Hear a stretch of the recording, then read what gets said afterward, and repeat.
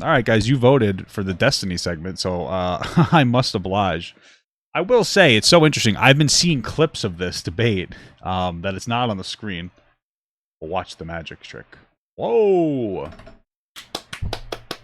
I've been seeing clips of this debate on, like, TikTok. You know, that's my preferred shorts platform. Twitter's a little too racist for me, and when I say a little too racist, I mean way too, which is funny because of the type of content that I like, the jokes I enjoy. And Instagram pulled funding for me. Bonus. Well, I don't lose that anymore. Anyway, saw this on TikTok. I was actually cracking up. You got to give Destiny credit. He definitely embarrasses this guy from the clips I've seen, but maybe there's something different going on. I don't know. So you guys recommended it in the Discord. That makes it's just more reason to watch. Let's just watch. It's called Confrontational Debate versus InfoWars host gets super heated from Destiny. Let's go. Was the vote certification delayed on January 6th? No, it went through. You guys filmed this. We can watch you guys cheering for it. We can watch you cheering 1776. What was 1776? I know you hate 1776. Wait, I know you hate what was 1776? What was that? that was the founding of the country. What was the event? What would you call that? When we overthrew royalty and created against the government, a constitutional republic. Would you call that an insurrection? No. This is your Democrat voter, right here. I guess you'd call it a justifiable insurrection in 1776, huh? Nobody wants to be a part of this psychotic movement anymore. Nobody. Bro, Instagram was paying me, okay, and they stopped for no reason. It said I could literally show you where it says I still qualify for the Instagram bonuses, and they just didn't opt me into the new bonus program. That's the problem, right? So that's why I don't use it anymore, okay? Shut up. Movement. When you guys literally tried, you guys invaded the Capitol. Your side believes in trans kids. Who wants to Your side wants to pay. I'm talking about trans kids. Okay, look, it says it right here, dude. It says I'm able to monetize. Look, I'm going to show it to you. I'm going to show this to you. I'm going to show you more than a black screen. Dude, what's happening? See? You're able to... Now it's backwards, but if you... See? Now it's upside... Now you can read it. It says you're able to monetize. Fuck, that's actually not how that works, is it? Okay, but it won't. I didn't get invited to the program again. It's a 2-week cycle, so you know, kind of annoying. When I reached out to them, they're like, "Oh, sometimes we don't invite people." So I told them I'm going to stop making content for them, and they started crying. They're like, "Oh, please don't do that." So pay me, and they said we can't do that. So I'm crashing out. For trans surgeries in the prison. You guys Your don't even side lets in acknowledge what 10 you've million done. illegal immigrants. So just to be clear, 10 million illegal immigrants weren't let in. I need people to understand this. I believe it's 10 million illegal immigrants were, I think it's, what is it called? Border interactions. So, like, a lot of them were sent back. Okay, just to be clear. It's not like they're all coming into the country. Like, people will hit the border. It would be like border interactions, and then a lot of them get bounced back. So, yeah. And again, something to keep in mind. I mean, once COVID was over, nobody was able to come through during COVID. COVID always was over. We had, like, a flood of people who wanted to seek asylum in America, so... I agree that we need to deal with illegal immigration, but it's not like the Democrats aren't letting illegals in the country. All over the world. Our side is the party of sanity and the party of common sense. And if you can't see that in this debate, then you're never going to see it. The party of sanity is the party that doesn't believe in dinosaurs and thinks that we create hurricanes. What are you talking about? It's always so funny to me when conservatives and listen, I have a conservative family. I don't hate conservatives, you know. I don't like you if you like Trump. If you were voting for Trump because you think he's better, you're wrong. But that's different from liking him. But it's interesting that the Conservative Party will say that they are like the party of common sense or the party of science. But yeah, a lot of them don't believe in dinosaurs. So a lot of them will think that there are weather machines to create hurricanes. Climate change, they don't believe in climate change. They don't believe, obviously, in trans people, right? Because that's delusional to conservatives. But they do believe in a God that lets you go to heaven and have eternal prosperity if you rape a kid, as long as you say, "I'm sorry" to a priest. And I'm not trying to be rude, because I love the concept of God. But what sounds more insane? So, you know what I mean? There is mental health sciences where trans people are valid. I believe that they are. I tend to listen to what, you know, the intelligent people say about their fields of study. But I just find it so ironic, because there really is very little science when it comes to modern day Republican party. You know, I'm sure there was back then, but really since Trump, things have gone out the fucking window, realistically speaking. Do you believe in dinosaurs? What is this dinosaurs? Wait, what are you talking about dinosaurs? dinosaurs? Do you think the dinosaurs ever roamed the earth? Dinosaur toys? Do you think the Why do you bring this up? Do you think the dinosaurs ever roamed the earth? Is that a dinosaur on your necklace right there? What is that? Do you think the dinosaurs roamed the earth? I'm not here to talk about dinosaurs. I can't even answer if dinosaurs are real. That's crazy. So I've written out a whole... Bro, sometimes you gotta stoop down to their level. I mean, and that's stooping down to their level. Because, like, what? Who gives a shit if he believes that? But this is what it is. This is why I don't think I'd ever be good at debating. I mean, realistically speaking, I mean, whether you like Dustin or not, he really is the best the left has when it comes to debates. He'll slog around in the mud. He doesn't give a fuck. You gotta give him you gotta give him credit for that. Whole opening speech here, but then I realized that MAGA conservatives don't really care about facts, so I figured I'd just keep it short and simple. Speaking of the crossfire section, I think the argument for Kamala over Trump is pretty simple. I think the number one point that everybody should keep in mind is Trump is a loser. He lost elections. He lost candidates he supported lost elections. He's lost court cases. He's now a convicted felon. He has lost 2, almost 3 wives. We'll see what Melania does after the current election season ends. He has lost businesses. He's filed bankruptcies. He's basically lost in every single way that you can conceive a person could lose. He's lost as a leader. He wasn't able to pass any legislation. He wasn't able to do anything about the ACA. Just like Sean's not able to do anything. That's true. He could not do anything with the Affordable Care Act. He said it was horrible, but he couldn't get rid of it or do anything meaningful about it. Wasn't that so funny? What I find even funnier is that I believe Vance was like, "Oh, we actually expanded people getting onto the Obamacare in Trump's presidency." So I looked into it, and I believe all of that was because people were out of work because of COVID. So he didn't really do anything to incentivize people going into the Affordable Care Act. People just needed it more because the government was shut down, which isn't entirely Trump's fault, but he did a terrible job managing it because he continued to give any level of credibility to insane conspiracy theories that COVID wasn't real. Oh, that's another thing conservatives don't believe in, COVID in some instances, which was very real. At least the online interpretation of the conservative party. So about this mic feedback. He's working on it. Trump is just, even if you support the policies ostensibly that Trump stands for, although that might change from one day to the next, he might come into office saying that he wants to destroy the ACA, fail to do that, and then now try to take credit for pre-existing conditions or price capping insulin. Even if you support him for whatever policies he says he does support, he's not the guy to do it. He couldn't do it when he was in office for 4 years. I don't know why we think he would do it in another 4 years. I always thought that the funniest slogan that Donald Trump had was using "Make America Great Again." I mean, the only thing that Trump really did was engage in incredible tax cuts, incredibly bad tax cuts. Half of Trump's economy was because Obama had set him up for a solid economy, even though Obama was lowering the annual federal deficit and the economy was getting better. Trump did make it better by drastically raising the annual federal deficit by $350 billion, which is per year, by the way, to do tax cuts that were permanent for the rich and temporary for the middle class that were never going to pay for themselves, and was just equivalent of if you went to a bank, took out $100,000 and said that you just made $100,000. So the second time he ran for office. What happened? And that's the best policy that Trump ever engaged in, was sending us further into debt instead of getting us into a place where we would have, instead of a deficit, a surplus, we could start paying our debts off. Happened. I think that Kamala Harris is a winner. People might try to say that she slept her way to the top or make other weird accusations of nepotism, like what plagued Trump's administration. But the reality is, Kamala Harris got elected not once, not twice, not 3 times, 4 or 5 times if you count her being on the VP ticket. She won her election for a district attorney in San Francisco. She won 2 elections for attorney general in California. She was elected the junior senator of California, and she... What was that about insulin? So there's like a cap on the price of insulin.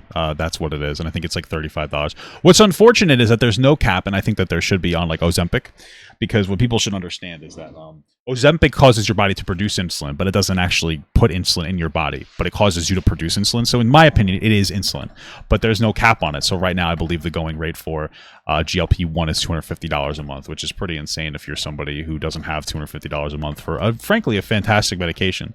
There are some side effects, the ones that we know of right now. I think a lot of them are like potential, like loss in bone density. And I think that's just because you get you're not hungry, so you don't eat as much, and you need to make sure you prioritize your proteins. Was the vice president on the ticket with Biden. So the difference is clear. Trump takes absolutely no accountability for any of his actions, and the people around him know that they have no accountability for any of his actions. When Donald Trump does a crime, what does he say? He says the judges are biased against me in every state court and all the federal court. He says that I need immunity from criminal activity because I can't be prosecuted for it. I'm the president. He apparently believes he can psychically declassify documents so that he can avoid responsibility for hiding stuff in his shoddy residence in Mar-a-Lago. There is just zero accountability anywhere. When you look at Trump and you say, why did you fail as a leader? Well, it was because of the swamp. Look at all these people I had to fire. Dude, you hired them. You can't take... Yeah, his own... Listen, dude, my thing is like, one thing I love about conservatives, unironically, is that they have a simpler frame of mind usually. Sometimes when you talk to a liberal, they can be a little in my opinion, overly complicated about some things. And so it's something that I can appreciate as like a simplistic point of view, because sometimes I think simplicity does matter. And sometimes things are just the way they are. And one of the things, though, I can't understand with some conservatives is how, simplistically speaking, Mike Pence is not running with Trump anymore. Why is that like not a major red flag with you?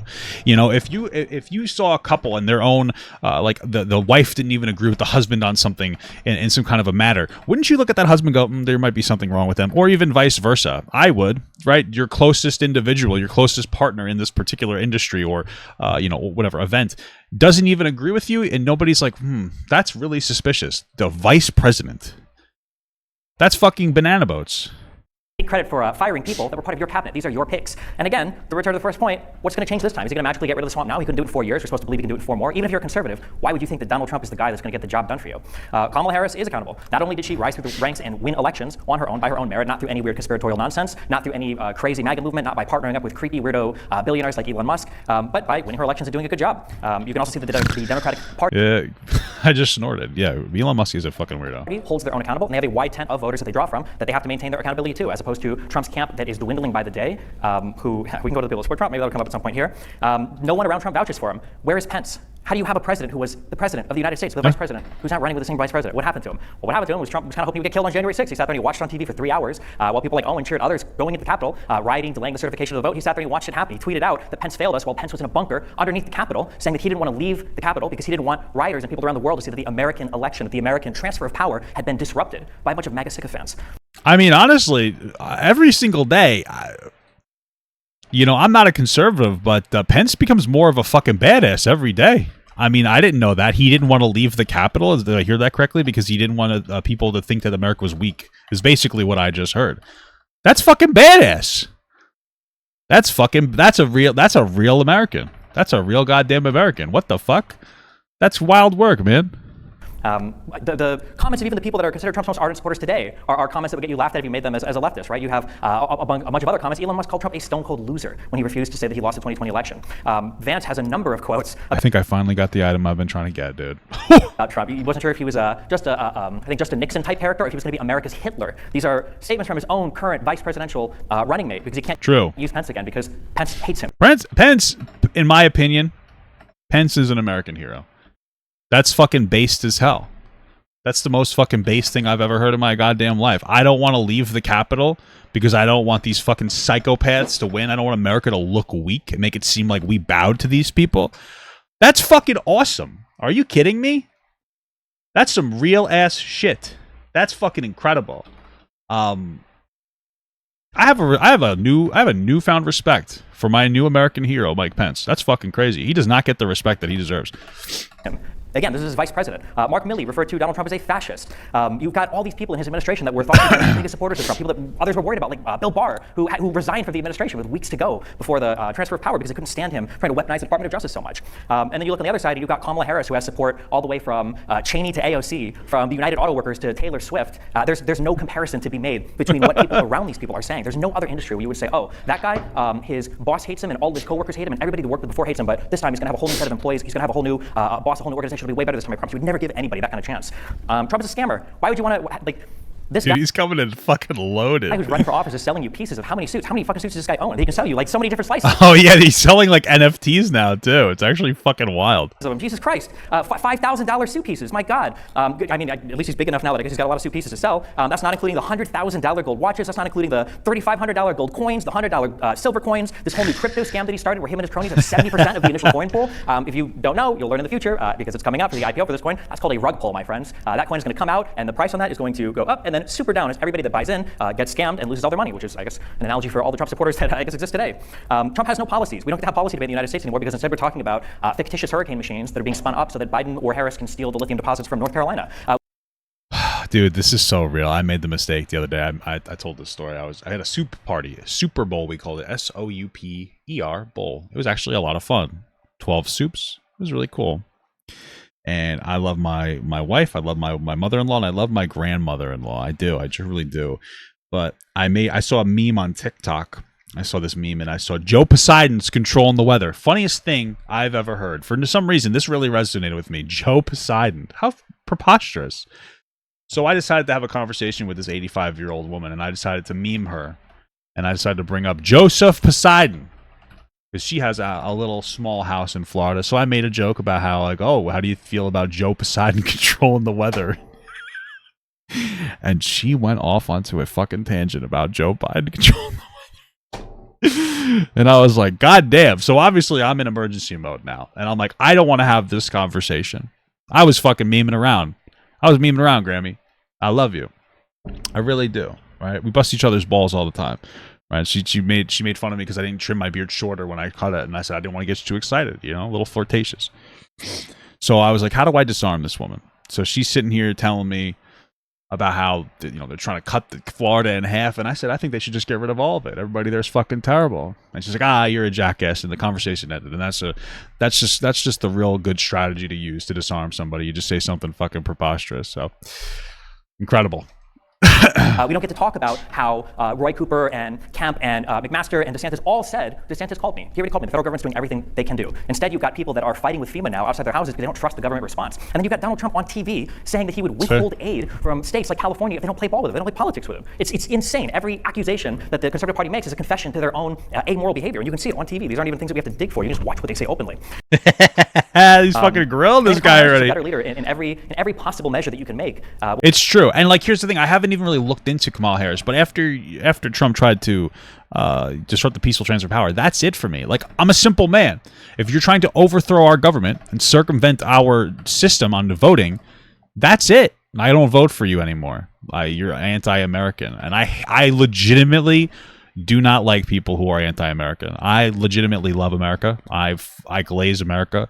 I know it has its flaws, but I love this country. Unironically, I love 4th of July. I think this country is the greatest country in the world, and one of the biggest reasons why I think that is because you get to criticize it, and I think that's a beautiful, fantastic thing.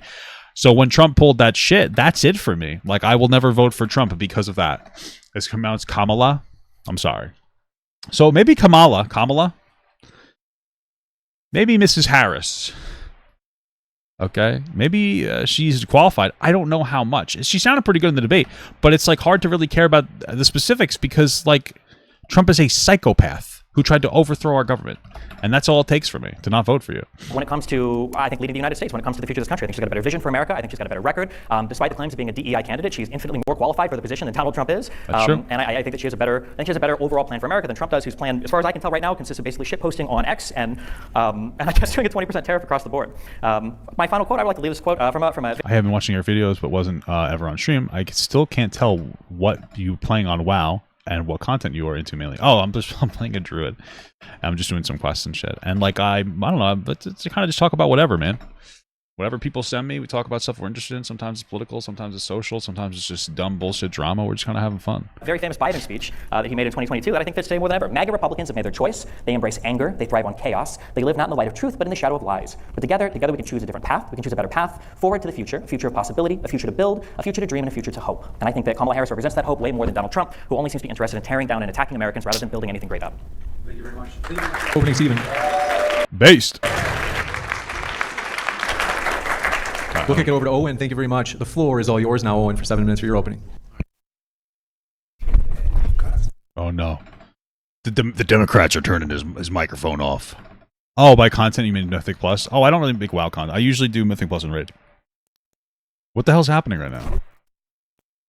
Damn, we're missing his speech. Look at me, dude. I'm a fucking bear. Doesn't debate. Check.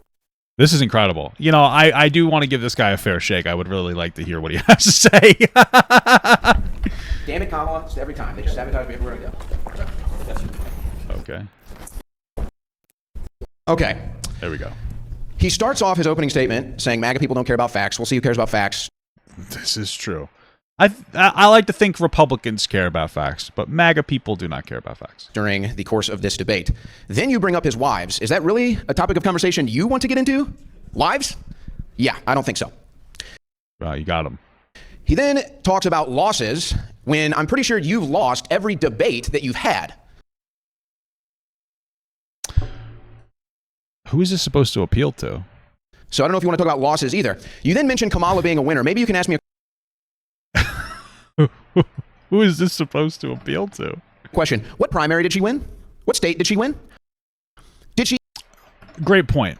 I don't know the exact procedure. This seems like a rather unique situation where a sitting president is deciding to pass up on running again. And so it kind of defaults to, you know, the vice president being the candidate to run. I don't really care about this. But did she even get a single vote during the campaign process? The answer, of course, is no, she didn't. And this is the party that wants to protect democracy. It's probably a little different from a sitting vice president automatically being given the presidential nomination because the sitting president is going to not run again. Probably not as anti-American as trying to storm the Capitol, or have your people storm the Capitol, and while they're doing that, instead of calling in the National Guard and trying to stop them for 3 hours, you are on the phone trying to get your vice president to accept 7 faulty electors that would vote against the will of the people, against will of the people.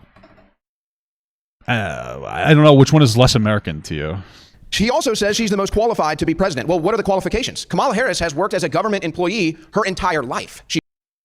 I don't know. I think that maybe if you wanted to work, personally, if I wanted to work at a Sizzler and I had 10 years experience working at a Friendly's, that might be me being very qualified. Okay. She's worked for the government. So yeah, if you want a permanent government bureaucrat, lawyer running the country, then yeah, Kamala Harris is your person. I don't really think that qualifies you. I think the way that this guy talks is not very inspiring. I don't think that even if he had something interesting or intelligent to say, that he could express it in a way that would actually make people feel very impassioned about what he's talking about. That qualifies you to get the hell out of government, because I think we can all admit that the government is corrupt. I don't know, maybe he likes the government. That'd be an interesting spot to take, but maybe that's... There's definitely corruption in the government in different ways. I'd say that Donald Trump is the personification of that corruption. Where we're at here with the American left. So Trump actually comes from the private sector. He knows what it takes to build a business. He knows what it takes to fail and succeed at business. Definitely fail a business. Hasn't his net worth gone down dramatically even before he became president? He's been doing it for decades. To me, that actually qualifies you. He's somebody that actually has to deal with people on the ground. That's why when he goes out in public, you can tell he's a very relatable, personable person. When people like Kamala Harris or Tim Walz go out, they have to force it, and it's really... Tim Walz seems like a pretty normal dude. Quite an embarrassment. Donald Trump is relatable to New Yorkers that hate their lives and their jobs and their wives and everything around them and think everything's a conspiracy. So... we have a rare election. We've had 4 years of a Trump presidency, and we've had 4 years of a Biden and Kamala Harris presidency, and the results are in. Yeah, the Biden presidency was better. It was calmer. It was less divisive. It was just like meaningful repair after COVID. There was nothing insane or dramatic or intense that happened because, again, we needed to recover from COVID. We just went through a massive pandemic and we needed to recover from COVID. You're not going to expect any massive amounts of growth to happen when recovering from COVID. It was huge. It was a massive thing. 1 million people. The excess mortality rate was 1 million people over 3 years. We needed to recover from COVID. That's the reality. Nothing interesting. No stupid experiments like randomly cutting taxes and having a very minor impact on the economy, except for a bad one in the long term. We don't get to do that because we have to be responsible adults and recover from COVID, which Donald Trump handled rather poorly. So you ask anybody who's fair and neutral and not politicized, and they will tell you their life has been better under Donald Trump. The economy was better. Disaster response was better. We started no new foreign wars. Didn't he delay disaster response on... He delayed response on wildfires in California, even though California in and of itself is the 5th largest economy in the entire world. What are you talking about? His COVID response was absolute dog shit. He was pushing conspiracy theories that it wasn't real while people were legitimately dying. What? It's amazing. The American left used to be anti-war. When George Bush was in office, when Dick Cheney was in office, when John McCain was involved in politics, they were all anti-war. And by the way, they would have called those individuals war criminals. Now they beg for their endorsement and they celebrate when they get it. We're not in a war. Supporting Ukraine and a Western ally against Russia, and antithetical to the West, is not us engaging in a war. It's us fighting for democracy. But again, conservatives love Russian cum and they hate democracy. They don't even know where they are anymore. So I'll take no more wars. I'll take a secure border. I'll take a booming economy any day over whatever the hell we've had. Why didn't he pass the vote, though, to give 1,500 new border patrol agents in his presidency then? If he cares about the border, it's because that's the only thing he has to run on. There's really nothing else going on. That's why they're sensationalizing border issues, which are a problem, but they're sensationalizing it, making it seem like that's the #1 issue in America. And that's why people are losing jobs and we can't find houses, even though it has more to do with the fact that there are big businesses and corporations buying up houses, flipping them for a massive increase, making them look good, but then those houses falling apart within 5 years, inflated house prices, high automation displacing jobs and driving down wages, all these other things. These big businesses actually hiring illegal immigrants to work for their businesses in the first place, which is one of the big incentivizers for them to come here in the first place. I don't really understand what the fuck you're talking about. For the last 4 years with Biden-Harris, where the whole thing was just a fraud anyway. Now it's coming out that these two never even got along to begin with.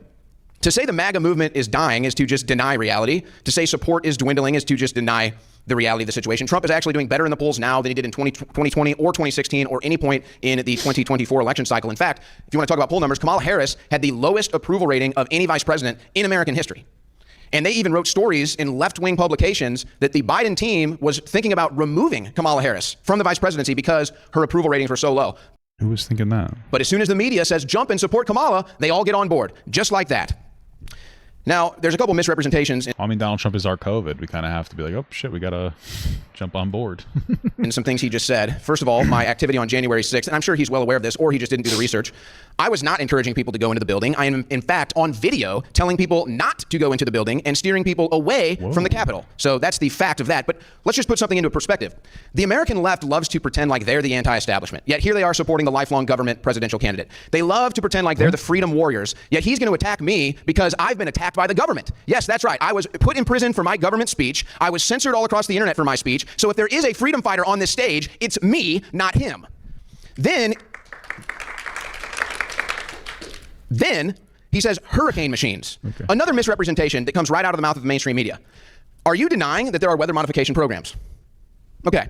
I mean, I would hope there are. Why wouldn't we try to? We should be shooting missiles at fucking hurricanes, dude. That'd be badass. But I don't think that we have the control over the weather. Although I find it interesting that conservatives will say that we have weather control machines, but then deny the fact that we have an impact on climate change. You're telling us that we do have an impact on climate change? It's very confusing. Which one is it?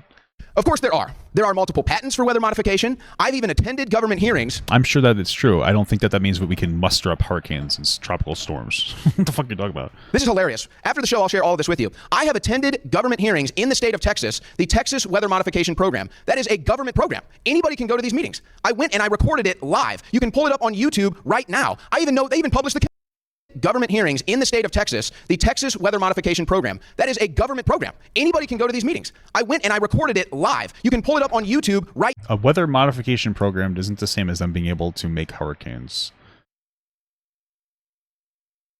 Okay, so weather modification and control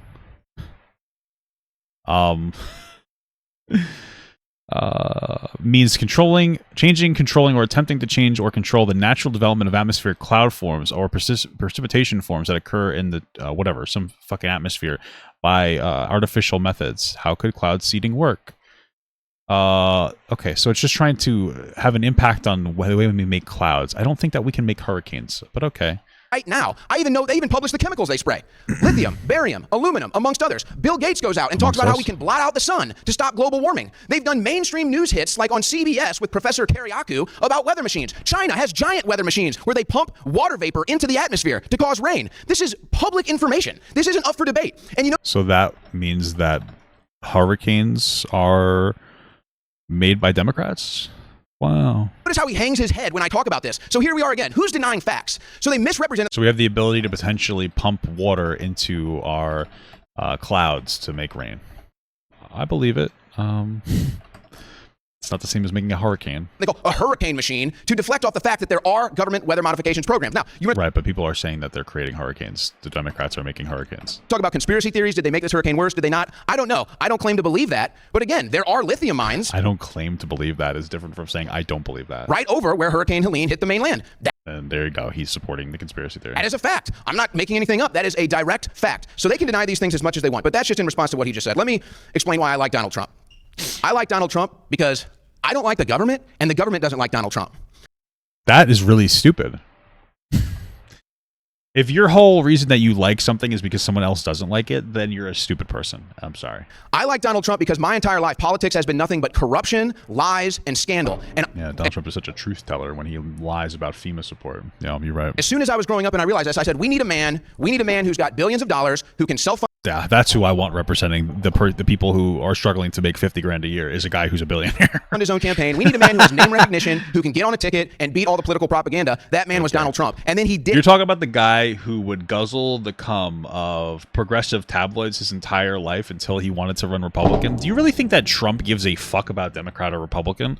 If Trump felt like he could win the Democratic vote, he would have ran as a Democrat. Get the fuck out of here. He did it in 2016. He did it in 2020 when they stole it, and he's going to do it again in 2024. So yeah, when I But they stole it. see the entire corrupt government coming after one man, when I see them trying to shoot him in the head and kill him, yeah, that's total confirmation that he is the right guy. Now, I'm not here to tell you he's perfect. I'm not here to tell you I agree with all of Wasn't it like Republicans that tried to shoot him and kill him?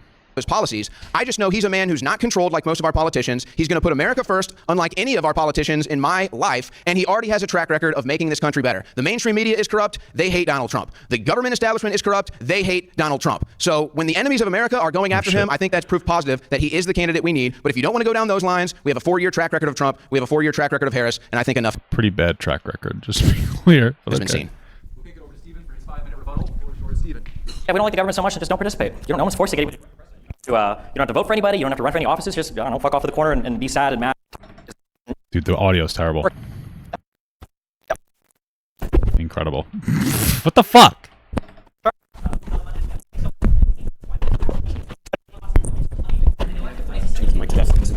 Bro, what is up with the audio? I guess those are just for personal enrichment, because actually when you go on those websites and you look and you see for any of the things that he, yeah, this is feedbacking, for any of the products that he's selling, all of those explicitly are marked just for him personally. They say they have nothing to do with the, any kind of election campaigns at all. Again, if you don't believe me, just go to the sites. Google Trump watches, Trump sneakers, Trump suits, Trump NFTs, Trump crypto, whatever. All of them will say they're not associated with the campaign. So I guess he's just personally enriching himself off of his election run. That doesn't sound not corrupt to me, but okay. When we talk, there's so many delusional conservative talking points. The no new wars. I mean, technically the United States has declared war since World War II. What does no new wars mean? Was it no new wars when Trump bombed an airport in Syria? Was it no new wars when we assassinated Soleimani in an Iraqi airport? Was it no new rules when Trump peeled back some of the transparency on the drone strikes in Yemen that it took Biden to end? Was it no new wars when Iran was bombing Saudi Arabia? Was it no new wars when we abandoned our Kurdish allies to Turkish attacks when they invaded Syria? Is it like, what are the no new wars? It's like the weirdest game of semantics in the entire world. There was absolutely military conflict that was happening overseas under Trump, and to pretend otherwise is to be delusional, which I guess is to be MAGA. When we talk about January 6th, I see we still have this idea that the election was stolen. Yeah, when are we going to talk about Mudang, you know? What happened? Where was the proof? Where was the Kraken? Why is it that people like Powell and Eastman and Giuliani and Trump promised us all this evidence, all these court cases? Court. What happened? Most of these cases had evidentiary hearings. There was nothing. It would be an affidavit of a person seeing something going into a mail truck and saying, I think that these are stolen ballots, with no evidence, without even knowing what a ballot looks like. You can hear all of this. All of this footage is freely available on YouTube. You can listen to them present their case in front of state legislatures, in front of courtrooms. Giuliani doesn't know Giuliani doesn't even know how to present a criminal case anymore, apparently. You can listen to Giuliani when they were presenting it in front of the Georgia court, when they were talking about the State Farm videos, and they were talking about the ballots pulled underneath from underneath the table with the cloth over it. I think half the people here probably still believe that those videos showed something. They don't. 4 hours later, Gabriel Sterling literally showed the 20-minute cut from those videos where you could see that the ballots were just put right underneath the tables and then taken right out as they were told to continue counting because there were so many ballots that came in. Every single one of these weird conspiracies about election fraud, all of them were debunked within hours of them coming out. People still believe them. People still spread them. Because remember, when the truth isn't good enough for a person to make money on, they have to sell you a lie, which is what Trump's campaign is all about. It's about lie after lie after lie. Nobody up here is talking about whether or not cloud seeding is real. Nobody here is talking about whether or not you might be able to influence the amount of precipitation a place receives. People are talking about the conspiracy that you're alluding to, even though you're trying to be tricky and pretend you're not, that the government was creating hurricanes to steal lithium from itself. I don't even know I don't even know. I'm sorry. That's actually very funny. I never thought of it like that. Yeah, I guess that's what the conspiracy is. The government is trying to steal lithium from itself. I don't as if the government would need to do something like that. They could just be like, "Hey, it's ours now. We own this thing here." Okay, gotcha. Isn't that what the government would do? No? That's fucking funny. Know what the conspiracy is here. Like, if the government is so powerful that they can create hurricanes that I guess got degraded into a Cat 3, I don't know, maybe they didn't have funding for the hurricane machine, I guess. I guess if they're sending hurricanes, why wouldn't they just buy the company or steal it that way? If Hillary Clinton is strong enough to kill Seth Rich and Podesta and them are doing satanic sex rituals, wouldn't they just like take a 20% cut of the company that was mining the lithium? Like, these conspiracy theories aren't even good anymore. At least like Jews doing 9/11 made sense because, Israel's trying to get us to By the way, they did not do that. They didn't do it. I need to be very active against that, so YouTube isn't a sussy baka to me, you know. Attack the Middle East. Okay, at least like stealing the oil made sense because we have to go and we have to steal the oil because it helps our country. But now the conspiracy theorists don't even believe that oil is what it is. They don't even believe in dinosaurs. They think that oil is like a self-replenishing resource that comes from the fucking ground. He probably believes this. It's just oil is actually dinosaurs. He doesn't believe. If you have conservative family members, you ask them, do you believe in dinosaurs? They don't believe in dinosaurs anymore. It's not a real thing. And oil is a self-replenishing material that comes from the ground. Donald Trump tried to steal the election on January 6th. He created fake slates of electors. Every time you guys go to vote for president, you vote for the electors, and then they fill out their vote, and then the governors on December 14th, they say, okay, cool, we see the vote, we're sending it to Congress. Donald Trump had like 79 different electors attest to being the actual electors. In Michigan, these guys talk about let's hide in the basement of the Capitol, and then we'll come upstairs and we'll fill out our certificate on December 14th to make it more legitimate. He had these. These are made. You can go online, you can Google them, you can look at them. They are fake slates of electors with people that perjured themselves. There's a reason why Giuliani is now disbarred. Sidney Powell is now disbarred. Eastman is facing disbarment. Donald Trump has has 34 felony convictions. He's facing 3 other cases, and his only defense is I need to have criminal immunity for all of my behavior. There's a reason why these people that say Biden has weaponized the DOJ sit by quietly while his son is literally convicted of crimes. Meanwhile, Donald Trump pardons every single crook that worked with him, every single person that refused to answer to subpoenas for the very investigation involving his election corruption, who came out and said to the media, Roger Stone said, I'm not going to squeal on Trump, and then he doesn't. He gets held in contempt, and then Donald Trump pardons him. This is insane. To say that this is the party of law and order, I don't remember when the Republican Party became so deranged and unhinged, where they cheered on people attacking police officers, where they cheered on a president who pardons. That's true. I remember Fox News making fun of like police officers for having like legitimate PTSD because of like what the Capitol getting stormed by fucking psychopaths. Military contractors who were accused of killing civilians in Iraq. It's just Trump's entire campaign and legacy is absolutely insane. And I don't know why we would think, I guess like the central question I would have is if you are a conservative, I can understand not wanting to vote for Harris or Biden. Fuck, Harris is a little bit too left for me when it comes to economic policy. I don't deny that. And I can understand if you're a conservative why you'd be uncomfortable voting for her. But why would you think Trump is your guy? He had 4 years to do it and he failed. The end of his campaign, the end of his 4 years was marked with what? BLM riots and COVID lockdowns and an inability, problems facing the country. And I just don't know why we would expect to see anything else. We'll kick it over to Owen for his 5-minute rebuttal as well. Thanks, Owen. The floor is all yours. Okay. Oh, you want to flip the switch? The horizontal switch. All right. Wow. So that's funny. The last thing you referenced, BLM. Wow, is this guy not taking notes? Wow, it sounded like he needed a moment to catch his breath to figure out what he wanted to say. What the fuck was that? Left-wing terrorism. And then you mentioned all of the lockdowns and the mask mandates and the vaccine mandates, again, all Democrat Party policy. So now you're arguing for my side. They were necessary policies. To think COVID isn't real is a stupid idiot thing to think. So, especially since most Republicans are old. Like, you're the ones that would have died if people didn't do COVID restrictions. Like, what the fuck? And you mentioned law and order. If you look at every Democrat-run city in this country, you will find chaos, destruction, degradation, poverty, and crime. Well, they're the biggest states with the most financial. I mean, it's a very complicated issue. Like, yeah, I agree that they should take care of like homeless people more, but at the end of the day, we're talking about the biggest economic states ever, and like in the United States tend to be blue states. Very rich states tend to have very poor people living in them as well. At a lot of population density, there's more violence, obviously, with more population density. There's like a myriad of different issues that will arise. For sure. I mean, I agree with that. But we're kind of subsidizing you guys, so it's just a fact. So, okay, law and order again. How can you be a Democrat and talk about law and order when everybody knows that the blue cities are the most dangerous places to live? You've already sacrificed the point on weather modification, so I appreciate that. The problem is all of your viewpoints come from the mainstream media, and so I don't know when. Yeah, but so do yours, right? Like, when it comes to like Republicans, all their viewpoints come from the mainstream media as well. I just don't think that people want to look at it like that. A lot of like psychopath Republicans, their perspective is whatever the Democrats are saying, the opposite of whatever the Democrats are saying, right? Like, that's their take. Their take is just the opposite of what's being said.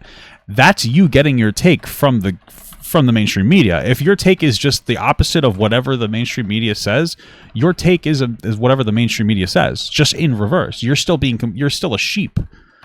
You've all of a sudden just blindly trusted government or blindly trusted the mainstream media, but it seems like that's where you're at in your life, based off of the things that you're muttering and stuttering up here at. Well, no, I mean, you just watch Trump talk and you realize he's a fucking moron. So 500 words per minute. So I think that that's your problem. Now, Trump is the only person who got into government, specifically the White House, and lost money. He's the only one. Every other president, including Barack Obama, has come out with hundreds of millions of dollars. Okay, so that's another fact.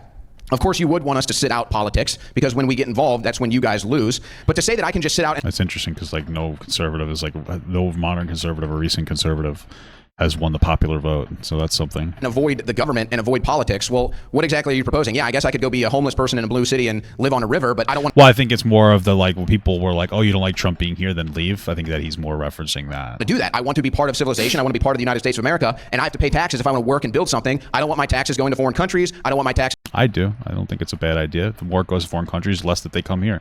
Let's give more taxes to people in South America so that they have an incentive to stay there instead of come here. Like, let's help people around the world. Why is this, like, not going so poorly? Going to foreign wars. I don't want my taxes going to illegal immigrants, non-citizens, and the list goes on and on. So, no, I'm not going to sit out. I'm going to restore and reform the republic. That's what we're trying to do here. And this issue, you bring up wars. There was no war in Israel when Trump was president. There was no war in Ukraine when Trump was president. Both of these wars have... I mean, Trump didn't exactly make Israel any better, right? I mean, what did Trump do? He declared that... we really gonna wipe on this? He declared that like Jerusalem was the capital of Israel, which ends up just causing more conflict because Palestine wasn't like that. Just caused more conflict with Palestine because that's like their contested holy city. So what the fuck? Accumulated for more than $200 billion. $200 billion. I imagine at some point in tonight's conversation, he's probably going to bring up free healthcare or some other social service. Maybe not, but let's just say that he does because that's what the left loves. When they bring that up, I would love one time for them to talk about all the foreign aid that we have allocated every single year. Billions of dollars, now hundreds of billions of dollars under the Biden-Harris administration. Don't talk to me about free stuff, healthcare, education. Don't ever bring that to me until you cut the foreign spending. You're never going to convince me to give any of that money until we cut the foreign spending. Then you... No, I think that we need to maintain our presence around the world. It helps us with like international trading partners and having influence on the world and being the first to get particular resources because of it. Why would I ever be against that? I don't understand. I believe in like the American power. So you want to bring these hundreds of billions of dollars back in? Okay, maybe. But all this stuff you brought up about wars in the Middle East, again, if it's not us, it'll be someone else. Bush, Cheney, McCain, who all endorsed Harris now. They're all on the Harris side. So that one doesn't really hold water. Clearly, you did not pay attention to the 2020 election in the aftermath because you don't know what you're talking about. There were multiple sworn affidavits. There were dozens of them. There were cases where they presented all the evidence. And in fact, there were multiple... There weren't. That's why everything got dismissed. Cases that resulted in charges, including in Fulton County, Georgia, Atlanta, where they were double and triple counting ballots because that's a blue area, so they count them as many times as possible to run up the lead for the Democrats. And anybody who looks at the graph from the 2020 election results will see in the 4 key states, one pattern happened every time. In Georgia, Pennsylvania, Michigan, and Wisconsin, Donald Trump was winning the entire day.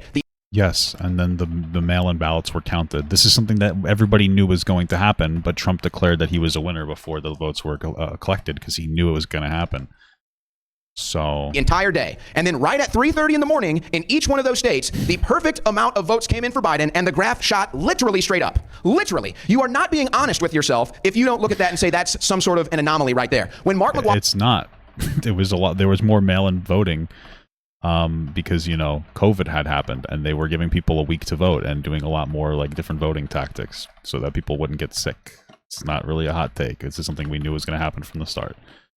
So Fire and Sammy Sosa both hit 62 home runs in the same season. The anomaly was steroids. There were vote steroids for Biden that year, and anybody who's not observing that and being honest about it is just either not looking or, again, not being honest about it. So I think we're probably ready for questions now. I've just responded to all his comments. Thank you very much for that rebuttal as well. We're going to jump into the prepared questions. Why is this always a problem? What's up with this fucking microphone shit? So I'm going to read these as loudly as I can. And for Stephen, this first question, of course, Stephen will get 5 minutes to respond, and then Owen will respond to them. Incredible. The first question for Stephen. Given Trump's 2016 border wall idea was labeled by Incredible. You guys are doing a real good job with your audio here. Really impressive stuff, man. Really impressive stuff. Was that audible to everybody? If you're able to read it out, actually. Sure. So I think the question was, in 2016, Donald I think conservatives, or I'm sorry, Democrats said that it was a waste of money, it wasn't a good idea, and then now that Kamala's proposing a wall, why is it now a good idea? Was the gist of the, the idea. Thank you for the $2 from Funk You Bish. Hola, senor Tummy. Thanks for making work fly by. Thank you. I appreciate that, brother. You too. I appreciate you guys watching. That immigration policy could be boiled down to having a wall or not is childish.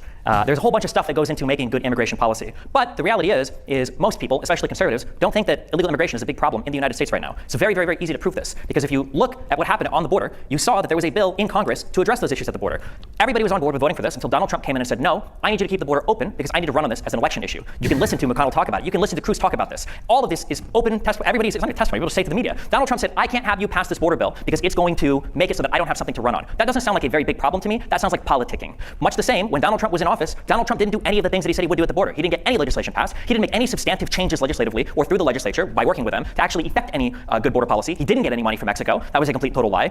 He failed on basically every single measurable outcome. He wasn't able to do anything. So again, if you think that the border is a problem, why would Trump be your guy to fix it? He did nothing except for what he could with executive action, and he's not able to lead the Congress in getting any comprehensive immigration stuff done. And the one time there was a good bill on the table that would have alleviated a lot of the issues with the asylum-seeking process, he shot it down.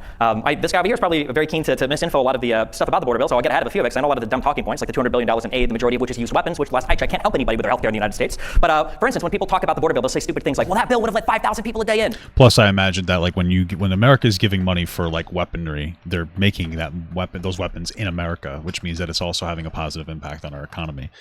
You know, that doesn't justify war or anything. I'm just saying that it is something to think about. No, what that bill would have done is if the caps hit a certain level or exceeded a certain level, the federal government would have been able to unilaterally shut the border down. Thank you for the 3-month small gut from Harold. Is that your name, Harold? We love our black queens. All right, me too, man. Oh, Destiny's a black stripper. Yes. Okay. That was the meme that you're operating on. Okay. Yes. I agree. We love our black queens. I was like, it took me a second, like, what the fuck? Why are you saying that? You know, okay. Incredible. Down, which would have actually prevented more people from coming in if numbers got too high until the numbers had come back down. This bill would have allowed for more asylum judges to be paid for so that we could work through the backlog of people better. That makes sense to do. This bill would have allowed for more border security and for more people to prevent people from coming over illegally across the border.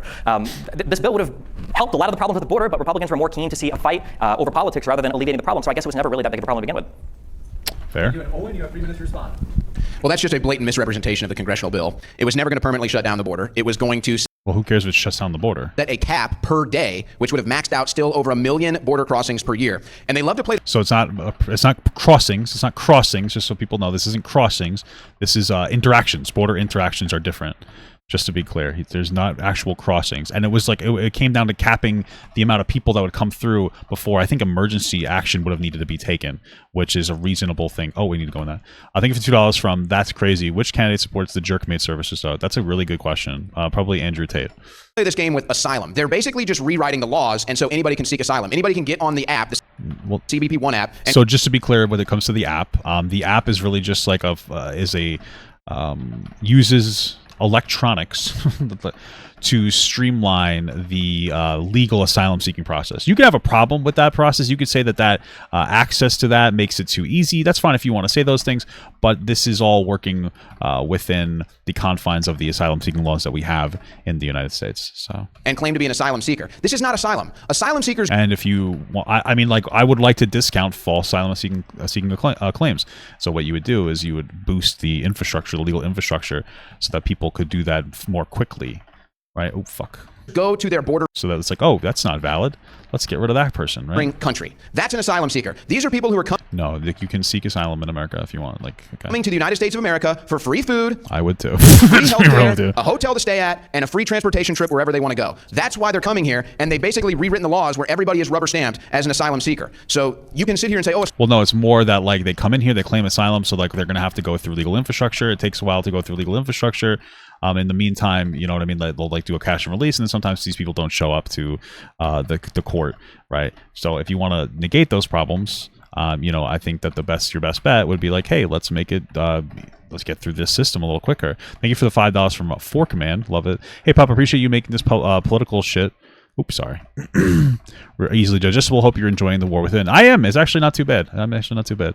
Asylum seekers. Well, anybody and everybody from all across the planet can come here and now claim to be an asylum seeker, and you're just rewriting the phrase and the concept of illegal immigration. But you're just wrong. It's still over 1 million a year on this bill. But it's not. They're not coming in 1 million a year. It's border interactions. Just to be clear. Still, you're completely misrepresenting it. The reason why the Republicans decided not to vote for this bill is because it did include all the pork barrel spending. This is how corrupt Congress is, and both sides do it. The Republicans and the Democrats do it. They've been doing it for years. They just tried to do it again on the continued resolution, but they couldn't even get the SAVE Act passed. So they'll have a bill with. Well, I mean, if it is true that Trump was legitimately saying you can't pass this or I have nothing to run on, I don't know if that's true, but it sounded like Destiny was alluding to that. Then that kind of clears that up, though. No, that makes you look a little like a silly little goose guy. The major issue. Let's say it's border security, and then the pork barrel funding of all these different projects.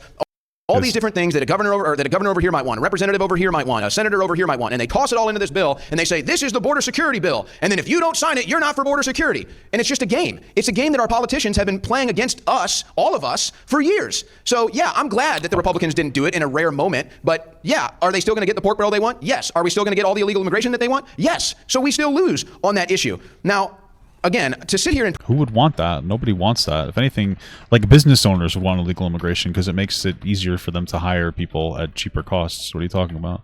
Like, if you really wanted to get rid of illegal immigration, one of the things that you would do is you would punish businesses for hiring illegal immigrants, but they don't do that, so... Pretend like the border was less secure or not secure under Donald Trump is just not being honest. His numbers were the same as Obama's numbers, so, like, yeah, it is kind of just honest. The numbers are proven that the numbers aren't proven. You're going to see a spike after COVID was over because lockdown restrictions were gone, and that happened to be when Biden was in presidency. If Trump was the president at that time, the border would have been a huge problem as well. It's because of spikes after lockdown. Border crossings were down under Donald Trump. And every year since the Biden administration, the Biden-Harris administration has been in power, you've had a record number of illegal crossings. 3 straight years. Interactions, just to be clear, not crossings. But anyway, again, it's because of COVID. We had shutdowns. People couldn't come here because of that, and now they're trying to come here. So it's instead of like that's literally it. And by the way, where are the 325,000 missing children that they have let in? Why did Kamala Harris cancel the border wall construction that was already paid for, but now pretends to do it? It's because she's a flip-flopper and she'll say whatever she needs to get fools like this to vote for her. Now a question for Owen. Oh my god. How is it every mic transfer there's a fucking problem with the audio? This is insane. Prepared earlier, and the question for you, Owen, is: while no taxes on tips nor on overtime from Donald Trump may help many Americans with the current high Who even gets taxed on their tips? Nobody reports that. cost of living, many other Americans don't receive tips on the job and don't work at an hourly rate. Are there any blanket policies that would help Americans as a whole deal with the Yeah, universal basic income. We need to reform our welfare system with less conditionality. I think that a big problem that people have that are in poor areas is that they're on welfare, and that just keeps their area from dying. But it doesn't actually. It's life support. It's not actual filling them. It's not actually filling them with life. It's just keeping them alive, but it's not giving them meaning. Implement a universal basic income where people just get money regardless of their conditionality, and then you're going to see economic boom that's going to happen in those areas. But if you're somebody who lives on fucking welfare and you're told if you make too much money or if you work too much hours at a job, are you going to get a job? No, because you're going to be afraid to fucking lose that. So implementing some kind of a universal basic income tax, technologies that are displacing jobs and driving down wages already, and use that money to redistribute onto like the average American. I mean, that's the best way that I would say to do it. Like, a better welfare, less conditional welfare. Like, make it better. That's how I would implement that. Make it fair for everybody. Tax technology. Why aren't we taxing? Why isn't there like a 10 cent, even 10 cent tax every time somebody uses a self checkout? Why not? That's a job. You have one person running 8 self checkouts instead of having 8 people on registers. That's job's gone. Tax every single interaction 5 or 10 cents for the consumer or something, and then redistribute that wealth. Like, why not? Why wouldn't you want to do something like that? I mean, like, that makes sense to me. Makes lots of sense to me. the currently higher cost of living? Exactly, 10 cents. Absolutely. And in fact, Trump needs to go a lot farther with this. No taxes on tips might have been a lucky strike for Donald Trump, since this election will likely come down to Nevada, even more specifically Las Vegas, where most people work for tips. That's why Kamala Harris was so quickly to steal that policy, because they're well aware that Las Vegas could end up deciding this election the way the Electoral College might go. No, I think it's pretty clear. And again, this isn't a Republican thing. This isn't a Democrat thing. This isn't a conservative, liberal, left, right. This should be all Americans. Everybody should agree with what I'm about to say. By the time it's all said and done, we're taxed at about a 30% rate. By the time we buy things, sell things, spend things, earn money, whatever it is, you're taxed about a 30% rate. That is astronomical, okay? Okay. What we need to do is a flat tax, and I would just say, flat taxes are not good for poor people. sales tax, and that's it. We should have no income tax, no federal income tax, no state income tax, no That's stupid. That's not going to help. tax on tips. You should be able to make a transaction without the government getting involved 5 times, reaching into your pocket and shaking you down like the mafia that it is. So if we need tax for certain things in civilization, we Tax rich people more. We don't need the money. I'm not rich, but you could tax me more. It'll be fun. can have a small sales tax, and that would be more than enough to still pay for the roads, the police officers, and everything else. It would be more than enough. Yeah, we might not It would not be enough to pay for all the infrastructure that we have, especially these poor red states that require a lot of our money, especially. be able to afford all the wars overseas. We'll Yeah, we might do not be this. able to give Ukraine $200 billion and Israel $10 billion every time they come to Washington, D.C. Yeah, we might not be able to afford that. Oh, well, I think the American people will be able to get over that, quite frankly. So, no, I don't think it goes far enough. And this whole concept that I always hear these talking points from the left. Oh, the rich don't pay their fair share. Well, what is the fair share? What is More money. The fair share is more money when the rich have the ability to not really pay themselves and then use their. Not really pay themselves particularly well, and then you, Jesus Christ, these people are so bad. And then you use, just interrupt it. They don't pay themselves particularly high, but they can use their assets to effectively buy things with like tax free. I mean, I think that's a pretty problem. the fair share from the rich? They already pay the most in taxes by far. The rich pay 90% of the taxes, but this is still solved with a flat sales tax, because who's going to be taxed more on a flat sales tax? The rich. Who's going to be buying a yacht? The rich. Who's going to be buying a skyscraper? The rich. Who's going to be buying a jet? Are you kidding? The rich. So it really knocks out all the problems. It takes care of the left wanting the rich to pay more taxes because they buy more things, And I don't have a fucking battle risk because these kids died so many fucking times. spend more money, and it gets the government out of the middleman and the middle class and the lower classes' lives, where we're not spending as much on taxes either. So it's a nice policy to get a talking point started. It's a nice Flat taxes disproportionately negatively impact poor people. I don't know what he's talking about. Like, that's just going to fuck over poor people the most. policy that could end up determining the results of this election, but this is beyond party lines. We are Like, you're raising the cost of living by 10% across the board. Rich people can afford that. Poor people can't. Flat tax is like generally a stupid idea. taxed way too much. We need to cut taxes down to almost nothing. And by the way, for all these people that want more government services and all this thing, why don't they just volunteer to pay more taxes? I'm sure the IRS would take your check, but I noticed that all the people that want more taxes, they never volunteer to pay more taxes. They want somebody else to pay those taxes, not themselves. Somebody else has to pay those taxes. So I'm not going to do the class warfare crap. Every single American should be upset at how much we get taxed. We used to throw tea in the Boston Harbor for a 2% I'm not upset at how much we get taxed. I'm more upset with like whether those taxes are going to something good or not. tax. Now we tax about 30% of the money that we make and spend. It's over the top. It's out of control. We need to cut this thing down, and Trump just going after tips, payroll, and all the other things he's mentioned. I think Social Security. Yeah, that's a nice start. Let's keep going. Let's keep cutting. And cut the government down about 98% too, and you won't need all these taxes. Yeah, just cut the government down 98%, guys, and we won't need taxes based. Like, cut the government down 98% and we won't need taxes? What does that even mean? We'll kick it over to Stephen for his 3-minute response. So the unfortunate reality. Can you hear me? Here we go. Yeah. So, I mean, like, if you have no understanding of economics, I guess we can say the flat tax is a good idea. Allow me to introduce a very simple concept. It's called marginal utility. Okay. What does marginal utility mean? It means that the next dollar that you have means a little bit less to you than the one you had before. So, what does that mean? Well, if you go to somebody that makes $40,000 a year and you say, "Hey, give me $5,000," that $5,000 from that person means a whole lot more than you go to a person that makes $500,000 a year and say, "Hey, give me $5,000," because the marginal utility of the next dollar that you earn is less and less and less. Once you're making past 7 figures, you might not even miss $10 or $20 or $30,000 missing in your account because who keeps track of it? Whereas when you're poor, or when you're working poor, or when you're lower middle class, or even middle class, you do notice when there's an extra few $100s that go to a tax, an expense, whether it's childcare, whether it's whatever else. These are costs everybody has to deal with. In order for our society to function, in order to support the successful businesses and billionaires that we have in our society, some level of redistribution is probably required. Probably doesn't work when you have a society with some people that make billions of dollars, whether that's in the appreciation of assets or whether that's through W-2 wages or whatever, right? Millions of dollars through W-2s, right? And then you have a bunch of people that can barely afford to live in the cities that they are working for these people in. When I stream my stuff on Twitch or if I stream my stuff on YouTube, I'm not just relying on my stream and the people watching me. I'm not even just relying on the engineers that keep all of that infrastructure working. I'm also relying on the people that keep the buildings clean. I'm relying on the people that work as baristas and servers that serve the people food that might work in these downtown areas. I'm relying on the bus drivers. I'm relying on the emergency medical services. There's a whole chain of people that exist that make it so that I can do my job that I think it's okay to pay into. And anybody that's in America, a country that allows you to be the best version of yourself more than any other country in the world, I think that when you live in this country, I think that you also do owe a debt to it. And you owe a debt to the people that work in this country and keep it running. And the idea that somebody making over $1 million a year can't pay a little bit more in taxes to keep that country functioning is absurd to me. And then this idea of, oh, well, if you think it's so important, then why don't you just pay more taxes? If there's a stone in the middle of the room and it takes 10 of us to lift it, and there's one guy saying like, hey, we should go lift the stone. He's like, oh, well, why don't you go lift it on your own? It doesn't make any sense, right? A few people saying, okay, well, fine, I'll pay more in federal income taxes doesn't really do anything for the country. This idea of the citation to the Boston Tea Party is hilarious, given that MAGA people are some of the least constitutionally respecting people in the history of the United States, whose president literally said he would terminate the Constitution because he wanted to go and find voter fraud. A guy who given a softball question by Sean Hannity, asking him, hey, when you were talking about what you would do in office, that was a joke, right? And he's like, it was a joke, except on day one I will be a dictator. Okay, this is the guy that you're going to talk about and then bring up the Boston Tea Party. Also, the Boston Tea Party didn't happen because of no taxation. It happened because of no taxation without representation. The second part is important. Yeah, that is pretty important. We can consent to being taxed. We can vote on politicians that do taxes. We can vote on politicians that do spending. If you want to do something about the level of taxation as well, you have to pair it with budget cuts. This idea that Donald Trump is, again, the guy that is going to help you because he's going to cut taxes, where are the budget cuts? What are you actually cutting from the budget? And keep in mind as well that on the federal spending, 25% of this is in our discretionary spending. So when you're crying so much about, oh, foreign aid to Ukraine, which again, you haven't addressed, but it's like $20 billion in cash, not 200, okay? The rest is usually in the form of old armaments, so we have to pay it anyway. Where was the spending cuts for Donald Trump? They didn't exist. So what? Are we just going to continue to deficit spend 75%? We have to move. Jesus Christ, this audio is fucking horrible. Thank you very much, Stephen. Can I get a quick rebuttal? Have a quick rebuttal. The open dialogue. We'll have you open the open dialogue as we have 15 minutes to vote. This is your chance to start with that rebuttal right now. First of all, what cities are so expensive to live in? Democrat-run cities. And again, he talked about redistribution. Just the open. You talk about redistribution When again. those cities are expensive, do you acknowledge that those cities produce more economic output for the country than all the red cities?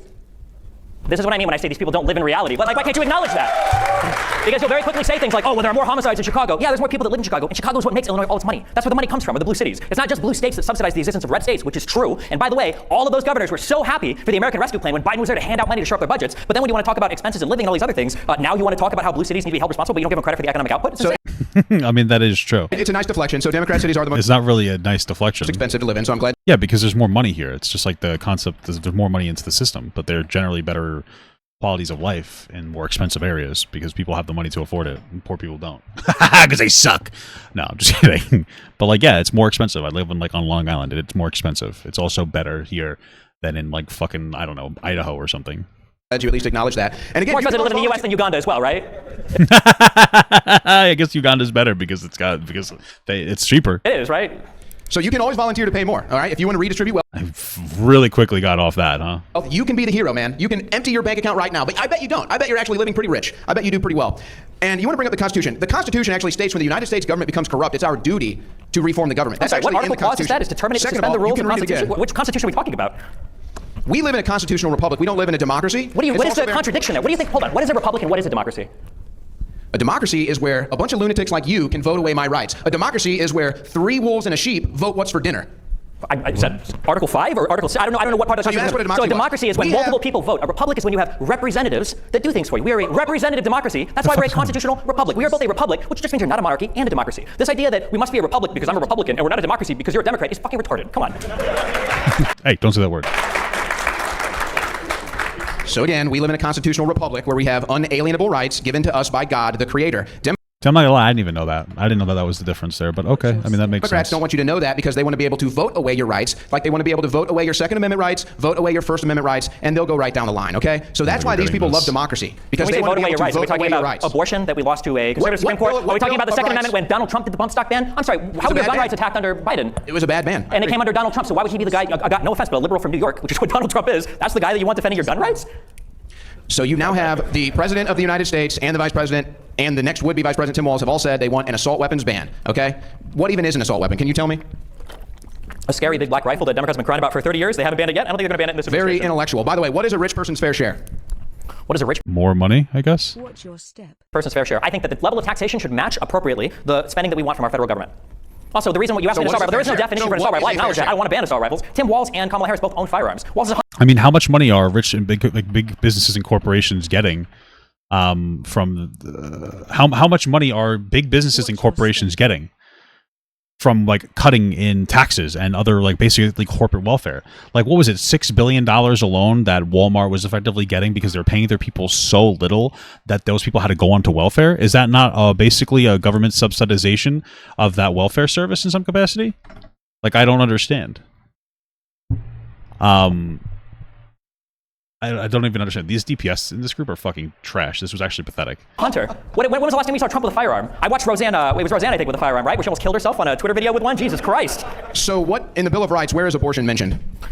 Cool. Do This you want to guy's, get into the this guy's really fucking stupid. constitutional legal construction of the number of rights that are invoked when you try to get like the right to privacy You out brought of up, the 14th you said, Amendment. you claim there's a right to an abortion, it I just didn't doesn't claim there was exist. a right to an abortion. Technically, the abortion right comes from right to privacy, but we'd have to go over Casey and Roe, and I'm sure that you're not familiar with any of those Supreme Court cases, probably any Supreme Court case. I'm certainly not.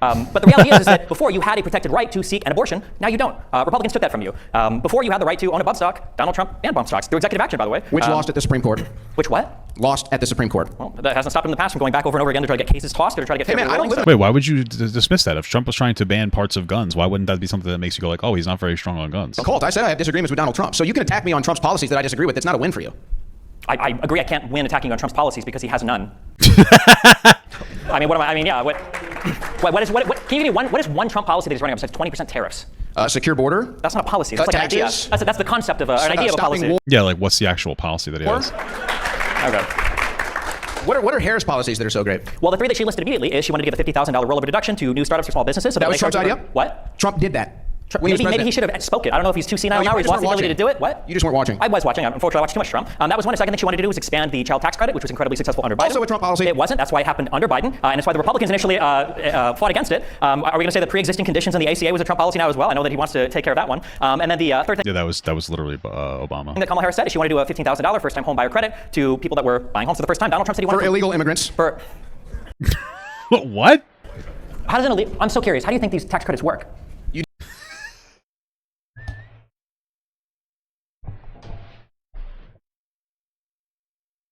So the funny part, what makes it funny to ask the question is you don't pay taxes as an illegal immigrant and you don't file for taxes as an illegal immigrant. So if the way that you're getting your money back is through a tax credit, naturally,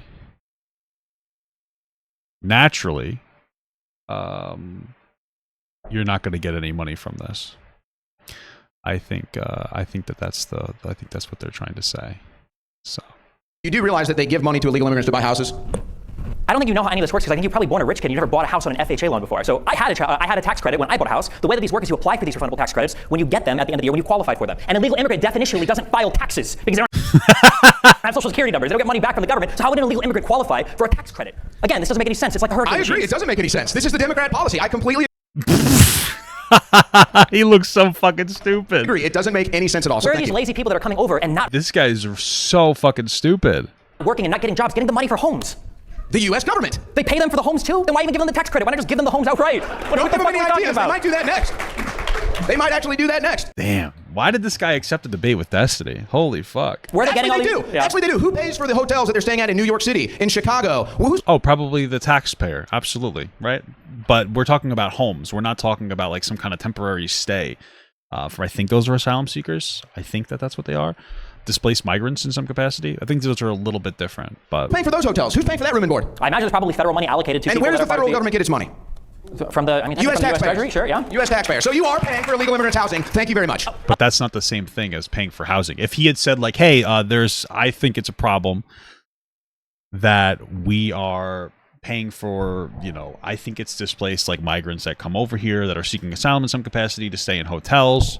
That's fine for you to say, but when you're saying that they're going to use a tax credit that requires you to pay taxes in order to pay for, immigrants to buy legitimate homes, it doesn't really work out in that capacity, right? Like, those are two different things. So this guy got a save because idiots looked at what he said and they were like, "Oh, actually, that makes sense." It doesn't really make any sense what he's saying. These are two separate entities. Illegal immigrants staying in apartments and hotels temporarily is not them buying homes with a tax credit. This is like saying we can do cloud seeding, therefore we... But they have to merge these two things together, because right now there is like a housing issue. There is like a bit of a housing issue where people are struggling to buy houses. And again, a lot of that has to do with the fact that the prices of housing are up. One of those factors is because houses are bigger than they ever have been. So like they're going to be more expensive, but the price of housing is up. There's only so many places you can live, right? Because you need to live near a job. You can't just live in the middle of a fucking desert, right? And a lot of this has to do with like rich people buying up houses and flipping them, and then that's really what it comes down to. Like big businesses buying up houses, like creating apartment complexes that are extraordinarily expensive. People are getting fucked in the ass over like housing. This has very little to do with illegal immigrants living in particular places. It might be an issue, but the number one issue is going to be like the inflated cost of housing because of like rich people buying them up and like flipping them in Airbnbs and all these other different things that are like crowding the market. We've created hurricanes for attacking the United States. You see that it's a mutton belly. It's not the same at all. Let's just move on. Of course. Let's just move on. Fair enough. I've been telling Republicans that since the 2020 election, and they still haven't. This is a new opportunity. Anything that you want to bring up during the open dialogue, Stephen? Damn, if the audio was good here, this would be fucking awesome. Do we acknowledge that Trump probably lost 2020? Have we gotten over that yet? Or No, I don't want to relitigate that, but I would be happy. No, you don't want to relitigate that? The houses aren't bigger than before, Papa Gut. Look at the Victorian house. No, stop. Don't do that. The average size of a house in America has gone up like over twice as much. A Victorian era house, definitionally, is like an expensive house. We're talking about like the average house, okay? I'm not saying that that's the entirety of the problem. I'm just bringing it up for context. It is true. But we're talking about Victorian era houses. The average size of a house has gone up pretty drastically, right? That's pretty much it. It's a factor, it's something to consider. Happy to show you the results on the graphs where at 3:30 in the morning in 4 states, Biden's votes go straight up. Is that normal? No, it's not normal because we haven't had mail-in voting expanded to that degree before because, we didn't have a COVID that was so intense that it shut down the economy because 1 million people died to it in 3 years. no, it's not normal. So what do you think that is? I think that just like every single person before the election said, there was an unprecedented amount of mail-in voting. And they were all for Biden. A lot of them were. Yeah, we knew that. Most mail-in votes are going to be for Democrats. Did you not listen? That's just like the voting trends, the way that people vote for things. It's not really a hot take, okay? Yeah, Of course they were. Of course they were. And they all came right at 3:30 in the Because morning. Donald Trump spent a year in the lead up telling his people, don't vote via mail-in ballot. You are so Do you remember gullible, that happening? Did you watch Donald Trump for a year You are say, so we don't vote gullible. via mail-in ballot, we go to the polls and vote? And you know why he did that? We know why he did that. Because Roger Stone and Manafort, two corrupt lunatics that Donald Trump has both given full pardons to, by the way, are on recorded audio saying Donald Trump is just going to declare himself the victor on the night of the election because he knows he's going to get destroyed when the mail-in ballots start coming. And He knew did that Donald because Trump he declare told- himself the victor, or because did he leave the White House? Do what? Did Donald Trump leave the White House? After a failed insurrection, yes. A failed insurrection. Who ran the insurrection? Donald Trump and the Proud Boys and the Oath Keepers and everybody that broke into the Capitol delayed the certification of the vote. Do you This is about to get spicy, I think. really believe that? Yes, I do. If my dog is attacking you, if I tell my dog, don't attack that person, and then it goes and attacks that person, and then I stand there for 5 minutes as it rips that person's face off, I would ask you the very basic question. Do you think I wanted my dog to attack that person? Probably say yes. So when Donald Trump says, fight like hell peacefully, I guess, and then he does nothing for 3 hours while he's trying to get Pence to take 7 faulty electors, do you think he wanted them to just attack the Capitol building? I don't know. Who would have known? Was the vote certification delayed? What is an insurrection? Wait, was the Hold on, vote was the, hold on. no, no, What no, is an wait, was the insurrection? vote certification delayed on January 6th? No, it went through. They certified. Did Trump? Did Trump? Hold on. I'm so sorry. I don't know who you're answering right now. Was the vote certification delayed? Was Congress called out of session on January 6th? Yes. Yeah, I mean, they couldn't really be in session, could they? I think for a couple hours. For several hours. So why were they called out of session? So by the end of the day. You see how we can't live in reality? You see how this doesn't work? The country doesn't function when you have people If you want that to go refuse back and call this an accept. insurrection. The craziest thing is it's all on video. We've seen all of this. So It's none of this is a mystery. Tell me right? what an insurrection is. Just define it for me. Isn't it just like attacking the government? I don't have to define it for you. I'm just asking simple questions. On January 6th, there was a certification of the vote. That vote was disrupted Trying to overthrow the government? by violence. All right, If you want to get into what an insurrection is, you could say that it was a crowd of people that had gathered with a common purpose to use the means of violence or intimidation to disrupt an official federal proceeding, such as the certification of the 2020 vote, the outcome of that election, which is why it probably qualifies as an insurrection. Okay. How many guns were at this insurrection? You don't need a gun for an insurrection. Zero. Zero? Wait, the And cops how many didn't have any guns? Oh, the cops had a gun. That's right. They killed an okay, innocent so that's person. what you just said, which is That's wrong. right. They What killed an an innocent absolute person. the Yeah, they killed that woman, and she was not innocent. She deserved to die. She's a treasonous traitor, and she deserved to get shot. Like, who cares? Who gives a fuck? You're gonna storm the fucking Capitol. You're gonna give police officers PTSD. Oh no, she died. Like, fuck off. You know what I mean? Like, enough is enough. Slingshot? What do you mean there were zero guns at the insurrection? So, okay, You so think the any of government people had on the guns. Capitol- So that's good. So that's what happens when only the government has the Just guns. to be clear here, none of the people on the grounds of the Capitol had any firearms on them? No, not a single one. Really? Now, even though the Secret Service said 80% of the people that were at the ellipse just an hour earlier listening to Trump's speech didn't go through the magnometers because they saw people in the crowd that had firearms they didn't want to go through that all marched to the Capitol building. What, did they drop their gun off at a hotel? Did they give it to a friendly police officer? Not did they a find single a fellow DC BLM guy to hold Not onto a their single rifle? gun, not a single gun was ever recovered or on record at the January 6th insurrection. recovered. And Well, what that's a- type now of an that's a different insurrection? pipe bombs were What found type of? at That's the a great January 6th question, event. actually. Who laid those pipe bombs? We don't know. We never found out. We don't know. How convenient. The government can recognize somebody's earlobe in a video and track them down and go arrest them in the middle of a hurricane, by the way. The FBI went to North Carolina in the middle of a hurricane and arrested somebody, but they can't find who laid the pipe bombs. They have no idea. And Kamala Harris doesn't remember where she was that day either, even though one of the bombs was allegedly right outside of her Thank you for the $2 from Jay. So skibbity based, incredible. office. She has no idea. She's changing her story. But what It's type of all an of no insurrection? one is changing the story. You guys filmed this. Kamala from has start to changed the finish. story. We can Kamala watch has you changed guys the story. cheering for it. We can watch you cheering 1776. What was 1776? I know you hate 1776. I know you hate What that. was 1776? What was that? That was the founding of the country. What was the event? What would you call that? When we overthrew royalty and created, Okay. Against the government, you call a it- It constitutional would be I guess, a justifiable insurrection. Yeah. republic. Would you call that an insurrection? No. No.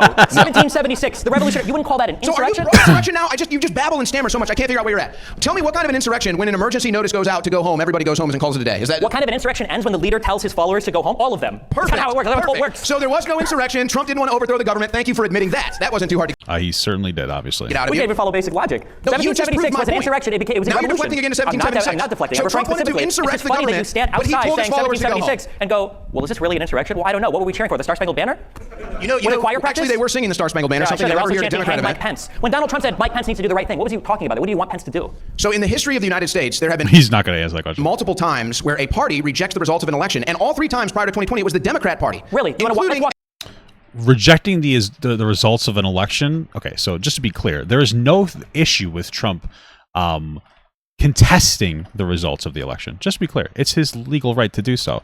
That's fine. There's no issue with him doing that. The issue is he didn't let it go, right? What was it, Gore versus Bush, where Gore contested it, and then he eventually accepted what the court says.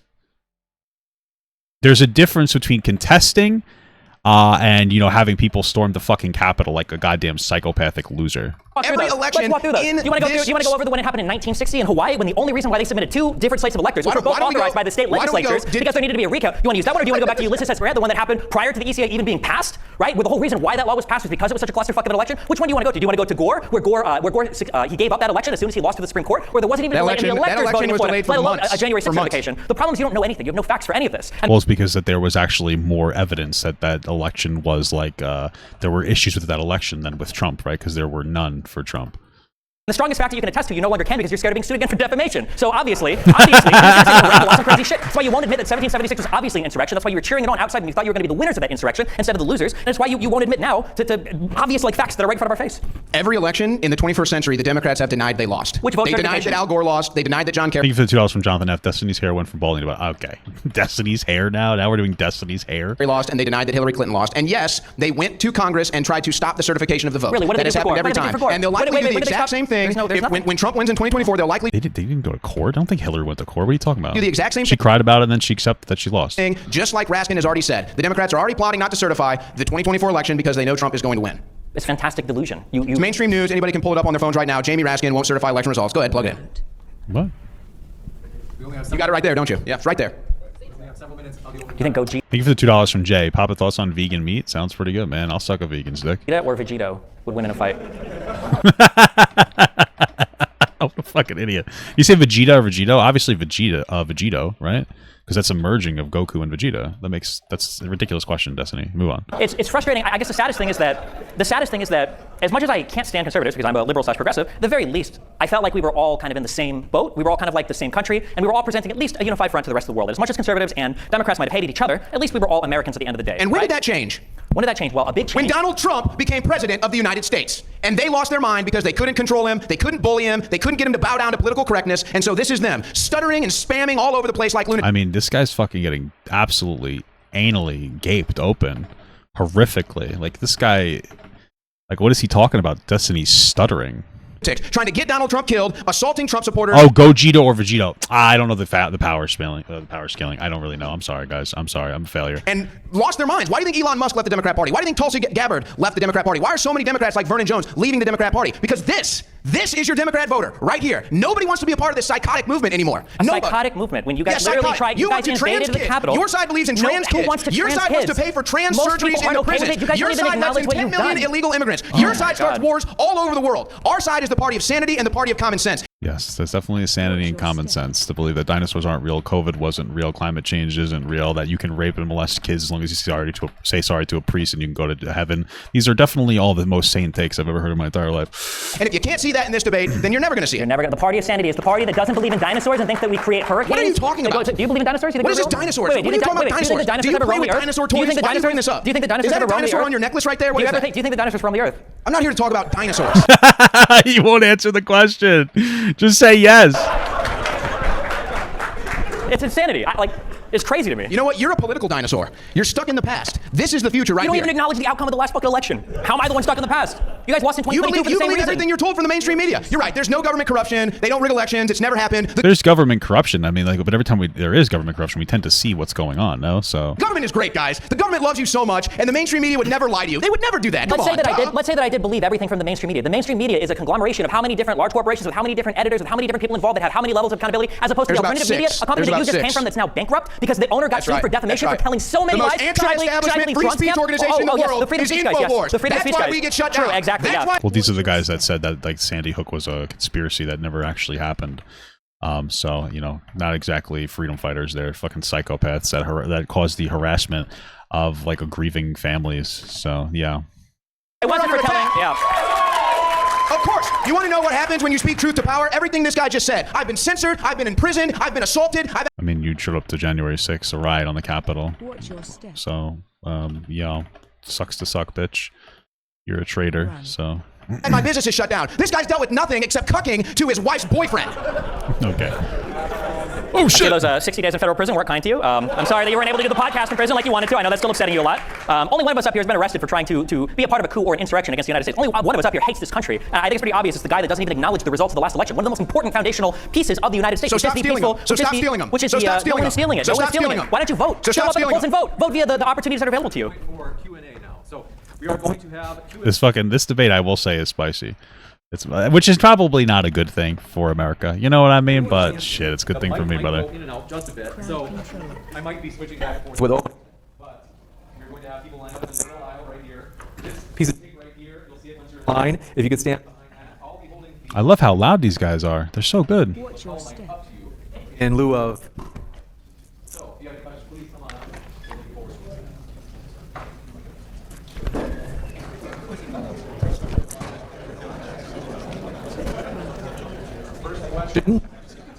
Wow. What the fuck is happening right now?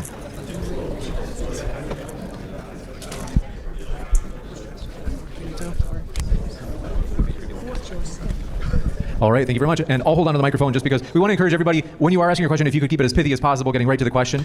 How much dedicated wham do I need to run the server? Is the real question we're all wondering. Thank you very much. Owen, on January 6th, when Trump was saying Mike Pence really needs to come through for us, what did he want him to do? Probably just jork his peanuts and come for him. I think. You know, they had a really brotherly bond. That was my understanding. So leading up to the 2020 election, in the name of COVID, a bunch of states changed their election rules, and they didn't follow the actual laws to do so. They didn't go through the state legislatures. So Donald Trump wanted to have those things reviewed in a legal process, and he needed Mike Pence to refuse to certify the results so the legal investigation could play itself out, something that's happened multiple times in U.S. history. So we had COVID, which was incredibly disruptive to our economy and to everybody. That with an excess mortality rate of 1 million. Oh, I'm fucking bad. Holy shit, I'm bad at this game. Oh. With an excess mortality rate of 1 million people that were negatively impacted, and we needed to make some changes. So also, they wanted to review signatures. They wanted to review mail-in ballots, which we now know, thanks to investigations that have been going on for the last 4 years, some ballots were sent from empty parking lots. Some ballots didn't even have signatures on them. And in fact, the illegal votes that were now discovered in Fulton County from 2020 outnumber This is just not real. the votes of margin of victory for Joe Biden. So that's what he was asking Mike Pence to do. Mike Pence should have did it. He refused, and so the rest followed. Even for the from that's crazy. That 1980 microphone tech really going crazy. Yeah, for real, man. They got this Goliath, the InfoWars Goliath over here, and they can't even get their shit together. So, crazy. So then to reiterate, he was telling Mike Pence to not certify the winner of the election who actually won the election because of his delusional belief that there was voter fraud, of which you're admitting wasn't discovered, I guess, until years later, although that's probably bullshit as well.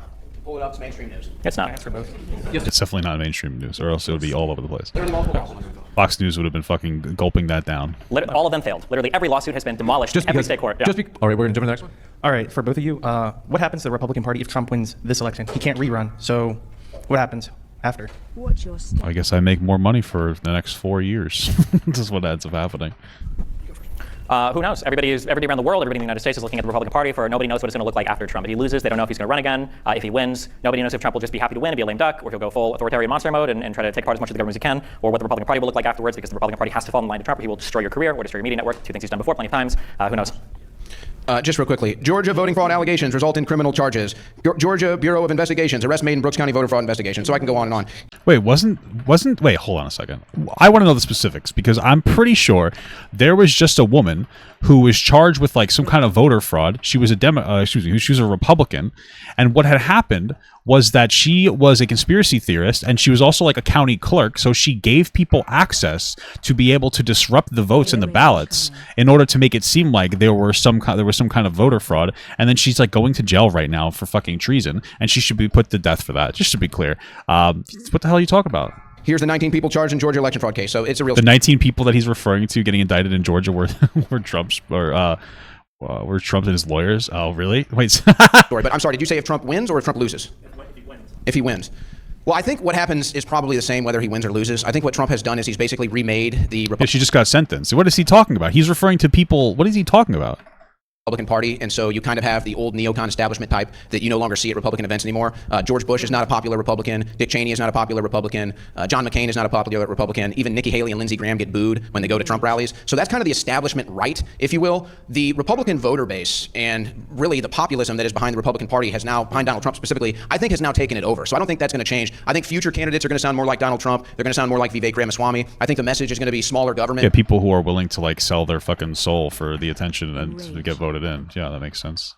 True conservatism. I think the message is going to be stop funding foreign... What is true conservatism? Just being psychopaths? Foreign wars, foreign aid. I think the message is going to be bring back manufacturing, mostly common sense stuff. But I think that the thrust behind this populist movement is that we understand there's government corruption. We understand that there's mainstream media corruption. And we want a representative as our president, as our representatives in Congress, who know that, who talk like us, who think like us, and aren't going to be afraid to say it out loud. So I think it's kind of a permanent reformation of the Republican Party post-Donald Trump, whether he wins or loses this election. Well, my question is geared mostly towards Schreier. You mentioned no foreign wars under Trump. In 2017, on Inauguration Day, I deployed and we dropped a record number of bombs in a single deployment on Syria until our record was beat by the Truman the year after that. What do you mean no foreign wars under Trump? Okay. So are you referring to the airstrike on the airport strip? Well, that's technically not a war, but that's Destiny's point too, is we don't really do wars anymore, so. Which one are you referring to? The fight against ISIS during Operation Inherent Resolve. Okay, so I would say that was a war that he inherited. I would say he didn't start that war. I think it was an inherited war. Now, you can argue whether you think we did good in that or bad in that. We could sit here and argue about the Biden pullout of Afghanistan. I think these were wars that Trump inherited. The decisions he made to try to end them, just like the decisions that Biden made to try to end them, you can debate. But he didn't start any new wars. So I think that's the distinction here. What war were we? I mean, Hamas and fucking Pakistan, what the hell? Palestine have been going at each, or excuse me, Hamas and Israel have been going at each other for a long time. Wouldn't you argue that that's also a war that was inherited by, that Biden inherited as well? Like, what are you talking about? Oh shit, we're doing here. These were wars that were already ongoing for years and years, past administrations, Obama, Bush, Republican, Democrat, didn't matter. So I wouldn't say that that was a started war. These were wars that he inherited. But I think that the general perspective to understand is that you didn't have the massive conflict in Ukraine, you didn't have the massive conflict in the Middle East, which we hope doesn't engulf us now, but they are now sending troops to both of those regions, and so I'd like to see that. I don't think there's enough being done by Trump either to stop these wars, to be honest. I mean, I'd like to see all these foreign wars stop. I want to decouple from Israel. I want to decouple from the Middle East. Why would we want to decouple from Israel? It's our strongest like ally in the Middle East. What? I want to decouple from all of these foreign wars. I don't want anything to do with it. I don't even care if it makes us. That's because you're a pathetic, weak loser. That's the problem. Like sometimes you kind of have to fight for your rights, baby, to party.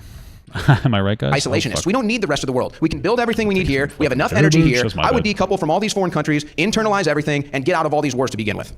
I don't like the spacing that we have here. Not a single. Well, no?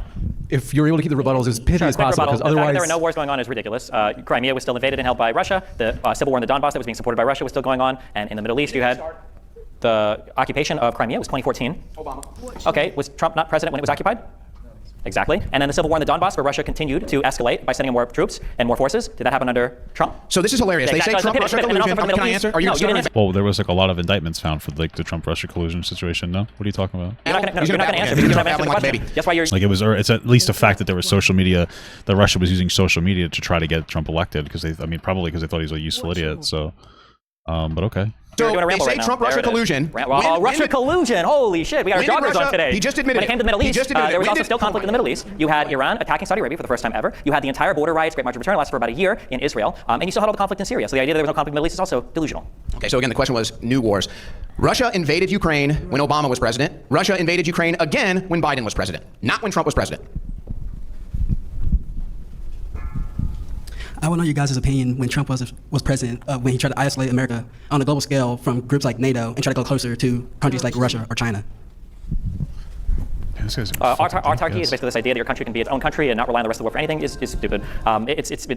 It's subversive to the concept of America, the idea that we are a global trading partner, that we can ensure global peace and prosperity through... Yeah, and us ensuring global peace and prosperity is what makes people want to trade with us. If they know that they ally with us and they can have a better, easier time trading with us and they'll have a level of protection from us, then they're going to be more likely to trade with us and it's going to increase our superiority. Ensuring trading lanes, ensuring these giant multilateral trade agreements so that we can have access to other people's markets, so they can have access to our markets. You saw what happened when the Houthis started shooting missiles at ships. What happened? The United States showed up and they said, hey, no more of that, and they shut it down. And trade through the Suez Canal continued. We wouldn't be able to do that in an America supported by Trump or Trumples because they believe somewhat naively that we can just withdraw entirely from all of the global world markets and still be as good as we are now, that we wouldn't be able to rely on any of the manufacturing from any other country, we wouldn't have access to any of those markets in the way that we do now. Like, why would we want to take our country back so far? You know who tried stepping away from giant unified markets? It was the United Kingdom via Brexit. Their economy is not doing very good right now, so I don't know why that would be the model that you would try to emulate for a country who has built so much success off of so much cooperation with the rest of the world. The concept for America is actually independence, okay? It's well, I don't think it's independence from the world. Also, we have technologies now that are going to make us more unified. And there's absolutely no way that people back in the day were all about, this boss is pulled, we're going to fucking win. There's absolutely no way that America, when they were founding it, was like, yeah, let's just never trade with anybody else ever. That's a good idea.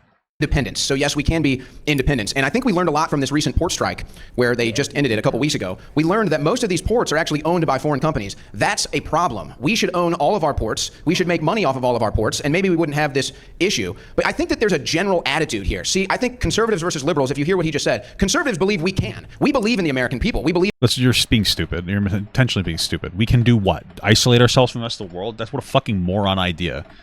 In American companies. We believe and leave it to what? Russia to have like fucking global dominance? Great idea, man. I like that. We can manufacture and produce goods just like we've done for years. We already do. We can be self-sufficient. I know that we can be self-sufficient. It's not whether we can or cannot be. Why would we want to use our resources first, like realistically speaking? We used to have manufacturing plants in all the inner cities, and a man could get a job and make a living wage for his family and buy a home. They've all shipped those overseas. We can bring those back. We have plenty of energy here in the United States. We have innovations in energy. We can go nuclear here. We don't need the world. It's true. But that's the leftist liberal attitude is, oh, we need everybody. You need everybody. You need government. You can't make it on your own. You can make it on your own. America can make it on its own. Wow, not a single cheer or clap in sight, huh?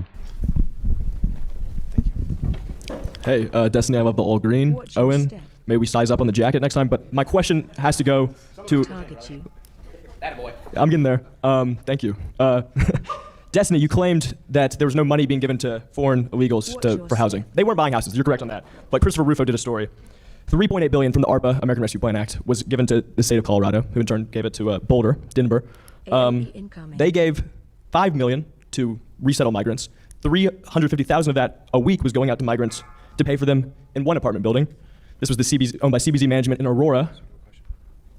What's your step? Aurora, right? So this was the All right, so some money went to illegal immigrants. Okay, what's the point where he's going to? same building that was taken over by illegal gangs. I'm wondering how you can sit there and say that there's no American taxpayer money going to these people when they're there doing it and taking over our country, literally. I don't think Destiny ever said there was no taxpayer money going to illegal immigrants. What is he talking about? He's just making things up? What's happening? Okay, so I mean, there's a multitude of problems with the question, but I'll address the question the best way. I mean, if money is given to Colorado and Colorado spends that money on illegal immigrants if they choose to do so, I mean, that would be an issue that you would have then with Colorado, not necessarily the federal government. But also, you also said that they were spending the money resettling migrants. That doesn't sound like money spent on illegals. It sounds like money spent resettling migrants, which is not illegals. But if I take the strongest version of your question, I mean, it's pretty undeniable. I'm sure the United States in some capacity spends money on illegal immigrants. I know that we, we provide housing, we provide, I'm pretty sure, food stipends. I know there's like some card that these guys obsess over that asylum seekers get when they come in here, they're waiting for their court cases. Waiting time that would have been dramatically reduced, by the way, if they would have passed the legislation in Congress that they shut down because Donald Trump wanted to keep the border open for the election. I'm sure the United States spends money on illegal immigrants. I'm not saying they don't. I just think that the idea that it's just the illegal immigrants that we talk about are like fucking Captain America. Like these guys come in and they have like 50 kids, and then they steal all of our welfare, and then they are buying all of our fucking houses, and then they're also working all of our fucking jobs, and they're like, I don't know how they can do fucking everything. I don't know if they maybe the reason why Biden did so poorly in the debate is because all the adrenochrome was going to the crazy legendary fucking illegal immigrants or whatever. But yeah, I mean yeah, I mean, I'm sure we spend money on illegals. I wish we had comprehensive immigration reform. I do think that spending money on America is important, and I think that's a good argument. I think that when you look and you see, okay, well, even if it wasn't $200 billion, Destiny, it was $20 billion. Why are we spending $20 billion in Ukraine when my neighborhood is fucking falling apart, or my city doesn't have the money to pay for these things that I think are important? I think these are good questions. Okay, Democrats are not the ones that are trying to cut funding from schools and from cities and from infrastructure and from healthcare. When the fuck was the last time you heard a Republican say we need to stop funding the war in Ukraine so that we can fund single-payer healthcare? We need to stop giving money to Israel so that we can do something about the homeless or the drug addicted or the mental illness in society. It's never like that. We need to stop funding here, and then we need to cut as much spending domestically as possible so that the fucking free market is going to take care of your problems? What, is Bezos going to walk you to the fucking ER and pay for your medical bill? Like, it's just insane. So I agree. I can understand. Like, we can walk and chew gum at the same time. The United States is a huge federal budget. We can pay for a lot of things. And I do think that sometimes our spending is a bit sad. But when you look at who's taking money away from spending on things like healthcare or childcare or any of the multitude of things that we need money spent on in this country, it's not Democrats. It's fucking Republicans. And the idea that cutting funding to some foreign war would all of a sudden open their hearts to domestic spending on welfare is ludicrous. Actually, I'm a Republican, and I literally just said we should take money from foreign wars and spend it on America. So I literally just said that. So you'd be for public option over single-payer healthcare? No, I didn't say that either. Yeah, of course you didn't. Yeah. But if you have more money in Americans' pockets, they can afford their own healthcare. See, if you get the government out of the transaction, then Americans have more money. How does money going to Ukraine come back to American pockets if we cut the funding there?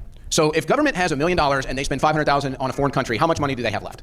Well, the government, I mean, they run deficits. You should know. Donald Trump had the biggest deficits of all time. So the answer is $500,000 versus what could have been $1 million. It's basic math. I understand the concept of you cut particular programs, you could have more money for American taxpayers, but we're in such a drastic deficit that it's never going to happen. So, but it's funny. He now admits that we do pay for illegal immigrants. You said earlier that the rich people are the ones who paid most of the taxes. So if the government stops spending, then the rich people are the ones keeping the money. They're just going to give it to the poor people. Which they do. The rich people do pay the most of the taxes. So thank you for at least bringing a small fact check. Oh, that's a good point, actually. Fucking, I didn't even think of it like that.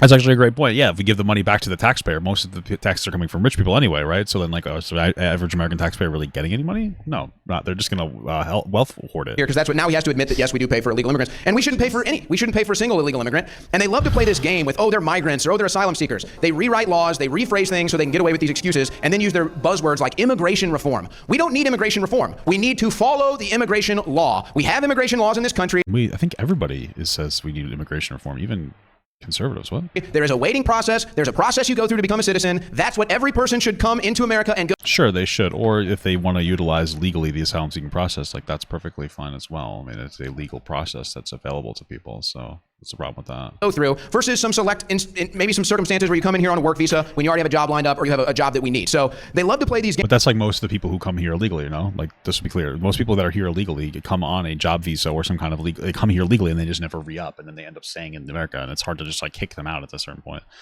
And by the way, yes, Colorado did have to request money from the Federal Emergency Management Agency. That was literally a request. They had to get the money from the federal government to pay for these illegal immigrants that are all over all of these blue cities. And by the way, you notice another thing too. The Democrats are always complaining about the state of the education in this country, and rightfully so. It's in the tubes. Who runs the education department? The Democrats.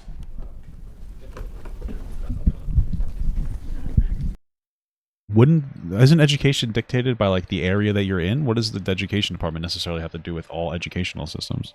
Yeah. Hey, Destiny. I wanted to talk about there's sort of this growing rise in like social conservatism among Generation Z youths, and I sort of wonder as a 22-year-old where I see a future in the Democratic Party for me as someone who kind of leans left economically, more probably left-wing economically, not leans left, but someone who's sort of like center-right socially, and I just don't really see a future right now. And so I'm kind of wondering, should the Democratic Party try and appeal to this growing rise in Gen Z voters? This is according to a Gallup poll and a Pew Research poll done in the last year. Should it try to appeal, or should it just kind of leave us in the dust? Because I mean, like, obviously it should try to appeal in like a positive, meaningful way. I mean, you do see like Kamala Harris using TikTok to push out fucking like information that's going to pull people in a certain direction. But the reality is that we kind of waft back and forth between more progressive and more conservative and more progressive and more conservative.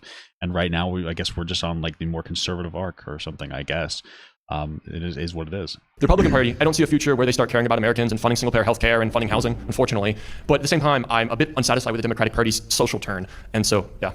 I think that the goal should be to tell all of your friends to vote for Kamala Harris so that the Democrats can win with the largest margin possible so that we can load all of the insane fucking college tankies and progressives up into fucking Elon Musk's spaceship and send them off to the fucking moon, okay? Okay. I mean, this is an issue that I talk about a lot. The far left of the party is fucking crazy, okay? That's like, nobody can deny that. No, that is crazy, but like the main representation of the conservative party is the far right.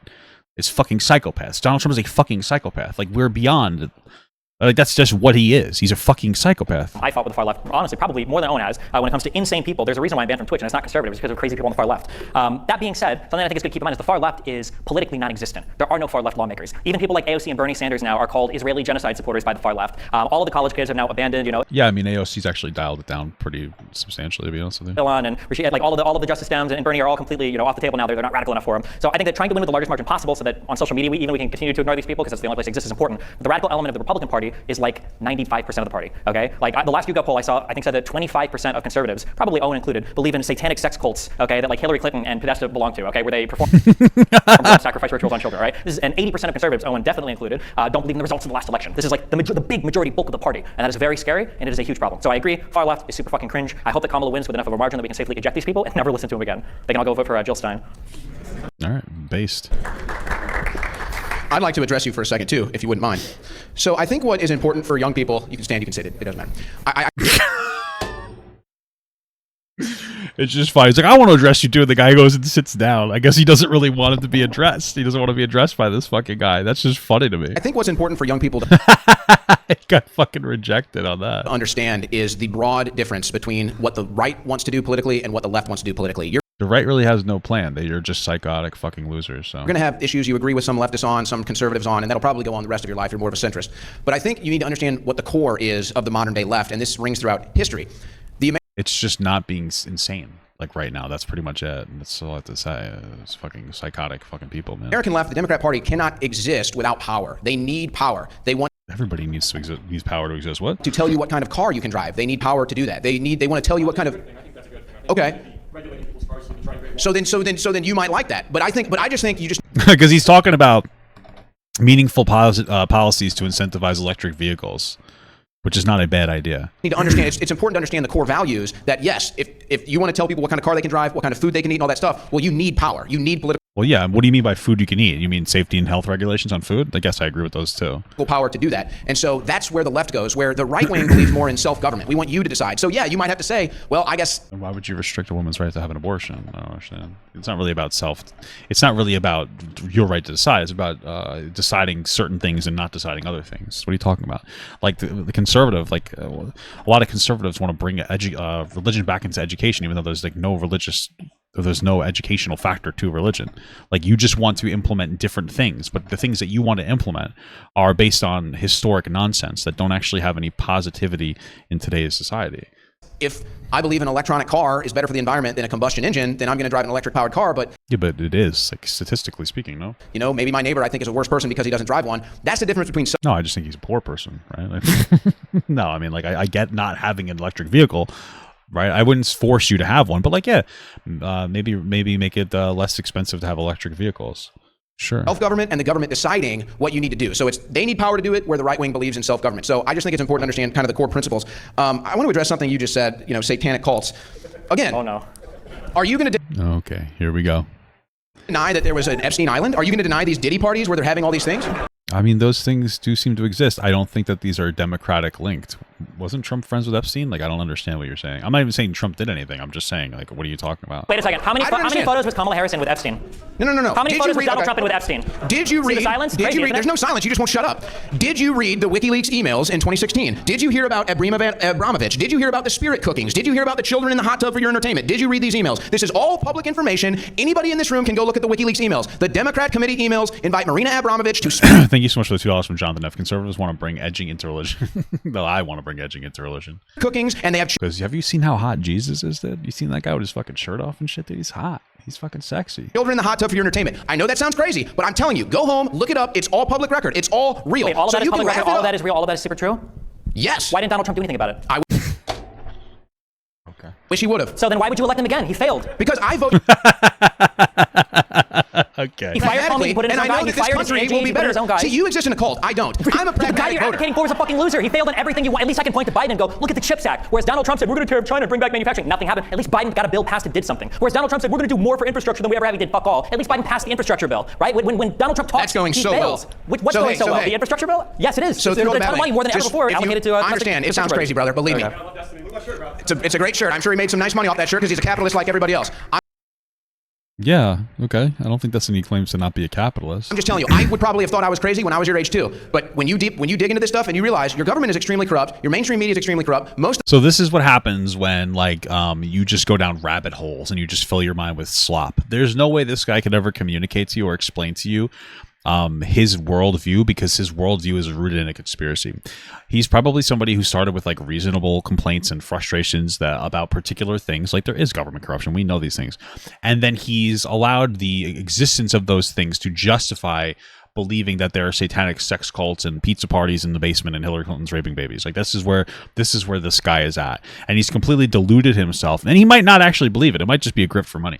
But he's deluded himself into believing like insane shit that just in front of our face just does not exist. And he's gone down a rabbit hole to the point now where he's like Alex Jones is like, you know, fucking basically cock holder. He's just having his dick. He's just a sheath for Alex Jones's fucking cock. He's just taking it in the ass because that's what he does. He's an InfoWars host. So, oh shit. I'm getting a little too chilly in the feet. So, you know, that's really where this guy is at. He's just a fucking psychopath. The celebrities that we look up to are extremely corrupt. These are the ones that are telling you how to think. And so, yeah, I don't like that. I don't think you should like that. And you would be stunned if you saw what was in those Democrat emails that he's pretending is not true. So you don't have to call it a satanic cult, but you can go look. Marina Abramovich, Spirit Cookings, Democrat Party emails. You can make up your own mind after you read them. Does Fox News talk about it? Because like, why would I want to? As unreputable as they are, like, if they don't pick it up, then it means it's not real. Because they've literally had to fire Tucker Carlson for like lying and being a fucking psychopath. Trump in a picture with Epstein. Why was he on the flight logs? Who cooperated with the FBI when Epstein was trying to bring girls into his trafficking ring at Trump's clubs? Donald Trump. Trump's clubs? Yeah, Donald Trump. Epstein was at Trump's clubs trying we to know he's recruit got young security girls. cameras in there because we saw all the documents on the Mar-a-Lago thing. So what, was Donald Trump just sitting there jerking off to it the whole time? Or? No, he was cooperating with the FBI. He literally cooperated with the FBI. And when did Epstein get arrested? Cooperated with the FBI? When did Epstein get arrested? Epstein got arrested. So now the Epstein thing is real. So see, now the Epstein thing is real. Now he has to accept that it's real, and now he's talking about it. Bill Clinton flew on Jeffrey Epstein's plane dozens of times. Donald Trump did not. Donald Trump helped bring Jeffrey Epstein to jail and prison. He's the only president that did so. Donald Trump cooperated with the FBI when they were investigating Epstein recruiting young girls. And notice all the people that were friends with Epstein, all the people that went to Epstein Island, all hate Donald Trump. So it sounds like Donald Trump had a really good time with Epstein. I've seen pictures of them before. Maybe he didn't know about it, which is totally valid. But like this magic idea that I would imagine that the Epstein's Island wasn't all full of just children. Maybe that was like a secret place. You know, the rest of them were adult. I don't know. I don't know anything about it, dude. I don't fucking know. I know Stephen Hawking went there. If he molested a kid, that's terrible. But also, he's basically a robot, so I kind of get it, right? I mean, that sounds fucked up. But you know what I mean? Like, I mean, he's dealt with enough oppression, I guess. But yeah, man, I mean, didn't Trump go? He seemed to hang out with Epstein. I don't know if he knew about all the crazy shit going on there, but this idea that he's like the greatest because he cooperated, well, what? I think everybody hates Donald Trump. I mean, that's not really a fair metric. I mean, like, even his last vice president hates him. I mean, everyone hates Donald Trump, but there were millions of people at the insurrection. Everybody hates Donald Trump, but he's the most popular person in the world. Yeah, everybody hates Donald Trump. Clearly, you didn't walk around campus today because a lot of people actually love Donald Trump. Yeah, because they have people like you brainwashing them. Everybody that's worked with Donald Trump hates Donald Trump. Everybody that spent time in office with Donald Trump. There's a reason why 42 of his 44 last cabinet members won't endorse him. The government is part of the thing that what do you think America is? Do you think it's just a piece of land? What is the United States? Self-governance. But now when it comes to abortion, self-government. What does self-government mean? The government full of yourself? So people in the government. I'm very confused. That's when it comes to what kids read in school libraries. When does the self-governance stop and the Christian virtue signaling begin? By the way, Christian virtue signaling following a man who doesn't even read the Bible, who can't even say John 3:16 when asked for his favorite Bible verse. A guy who cheats openly on all three of his wives and steals campaign funds and steals campaign. Yeah, I know you love him because there's nothing he can do. His ex-wives still love him. Yeah, I'm sure they do. That's why they divorced him. So, man, that is just, it's hard to concentrate with so much yapping in my ear. Don't worry, it's how we all feel watching InfoWars. Or they all watch InfoWars. They all watch InfoWars. I love it. So there you go. So Epstein is real. So first it's, a fictitious satanic cult, but now it's real. Well, I don't think he ever said the Epstein thing wasn't real. You're just tying that to the Democratic Party. Now he admits it's real. So it's amazing. See, when things progress in the conversation, eventually everything he has to admit, everything I say he eventually has to admit is real. What are you talking about? Hi, I don't know if this is a great segue or if my question won't matter anymore, but this is for Mr. Schroyer. What is one, other than the Sandy Hook crisis actor thing, what is one conspiracy theory on the right that you think is not true?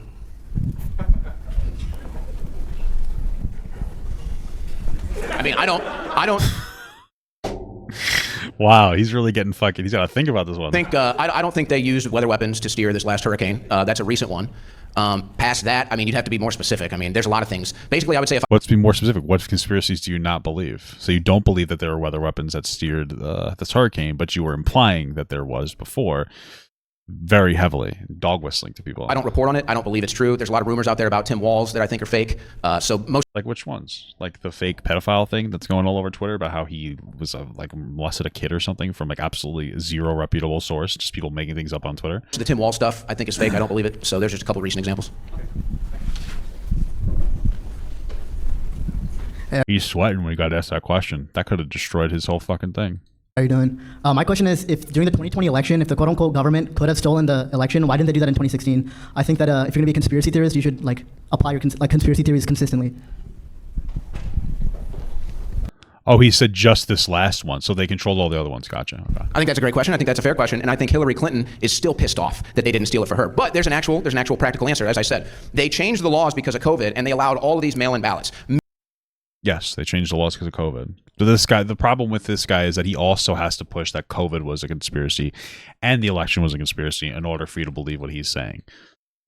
Billions of mail-in ballots around the country. Some of them were going to casinos, gas stations, empty parking lots. You didn't have that in 2016. You didn't have videos like in Philadelphia or in Atlanta where they shut down the polling locations and then people stay and triple count ballots. So this is not real. It just doesn't exist. What he's saying is not true. I don't even know where he's getting this information from. Know what was different between 2020 and 2016. It's a fair question, but those are your differences. They were different. They were different ways they were counting ballots. There were different ways to vote, and that's what ultimately changed the results. But if you go back and you look at the graphs, this is going to be the thing that should blow anybody's mind. If you're a fair observer, go back and look at the graphs. Yeah, you're going to look at the graphs and you're going to see a spike on the graphs of people voting. And I don't know if you know this, it's because mail-in ballots were really popular. We knew this was going to happen. In Georgia, Wisconsin, Michigan, and Pennsylvania, Trump was winning all day long until 3:30 in the morning, and the vote for Biden goes straight up. Yeah, because all those ballots came in and were getting counted. Right at the buzzer, straight up, and then they declare the states for Biden. Anybody would have to be honest with themselves and say that there's something wrong there. Not really. In Fulton County, the people accused of running the ballots over and over again were Ruby Freeman and Shay Moss. Will you own that opinion right here and say that they were triple counting ballots? No, they were actually not charged. They were what? They were not charged. So they wasn't them, it was somebody else? Yes. Okay, so the reason why he's very careful of that is because he's been through defamation lawsuits now. He knows because I know the facts. He knows that the original facts. claim that multiple ballots were counted, or that the same ballots were counted multiple times in Fulton County originated, it was fabricated, whole cloth, from Powell and Giuliani about Fulton County from those State Farm Arena videos. Not only did Ruby Freeman and her daughter Shay Moss sue Giuliani over that, Giuliani came out and said, yeah, I lied, but it was my First Amendment right to lie. And believe it or not, that doesn't actually work for a defense in a defamation suit. That's why he lost that case for $148 million. And like Jesus. His business leader, Donald Trump, is now declaring bankruptcy. Wow, he had no response to that. He had just nothing to say to that. He couldn't say anything. Probably only have time for one or two more questions. Awesome. Hey, Destiny, MAGA Republican. You talked last debate with no. Sorry for your loss, brother. With Doyle about the dinosaur stuff, and then this debate with the dinosaur stuff as well. I don't know what's going on with the dinosaurs. I believe they exist. What's up with that? Do they not, or what's going on? A couple years ago, I was kind of depressed. I realized that, like, in the era that we live in right now, he's gonna meme. I think he might meme here. In the whole Donald Trump MAGA stuff, nothing personally you, but it feels like nothing can ever happen again that isn't a conspiracy. And now every single thing that these people talk about is a conspiracy. The 2020 election was stolen. COVID was fake, but it was also a manufactured bioweapon. The vaccine, even though it was warp-sped by Donald Trump, was evil because it was something to do with billionaires and Jews. Even though Israel is the country that had the mRNA vaccine more than any other country. The mRNA. Well, he's just going on general conspiracy theories. What, are you fucking stupid? Put the key in. The vaccine was bad because it was this is a waste of time, man. Answer his question. Emergency authorization, even though the monoclonal antibodies were great, even though it was the same thing. The issue is that every single one of these MAGA people, I'm answering this question. Every single one of these MAGA people, dinosaurs. Yeah, because you guys all believe in insane, unhinged, crazy shit, and then you try to run away when you're on stage because you're too cowardly to own your fucking opinion, right? You won't own any of it. That's why you're up here and you're like, oh well, maybe they don't have things to change the hurricane. Blah blah blah. Earlier you said, yeah, because I think it's worth it for the audience to see, like when media entities that, by the way, are fully aligned with you, are fully funded by Russia. Like this guy's sweating. That's why he's interrupting Destiny so much. Tenet Media, by the way, I think it's good to be able to show people. I think it's good to be able to show people what's happening. My bank records have been combed through, as he's mentioned, the lawsuits against me, the government's against me. So yeah, if there was anything sketchy there, they would have already found it. So I'm just saying it's interesting that these people all align wholesale with you in opinion. Yeah, I think it's funny that conservatives don't believe in dinosaurs. They think that oil is a self-replenishing thing. They think that we couldn't have gone to the moon. They simultaneously don't believe that we went to the moon, but they do believe in Elon's rockets. They talk about George Soros and billionaire conspiracy.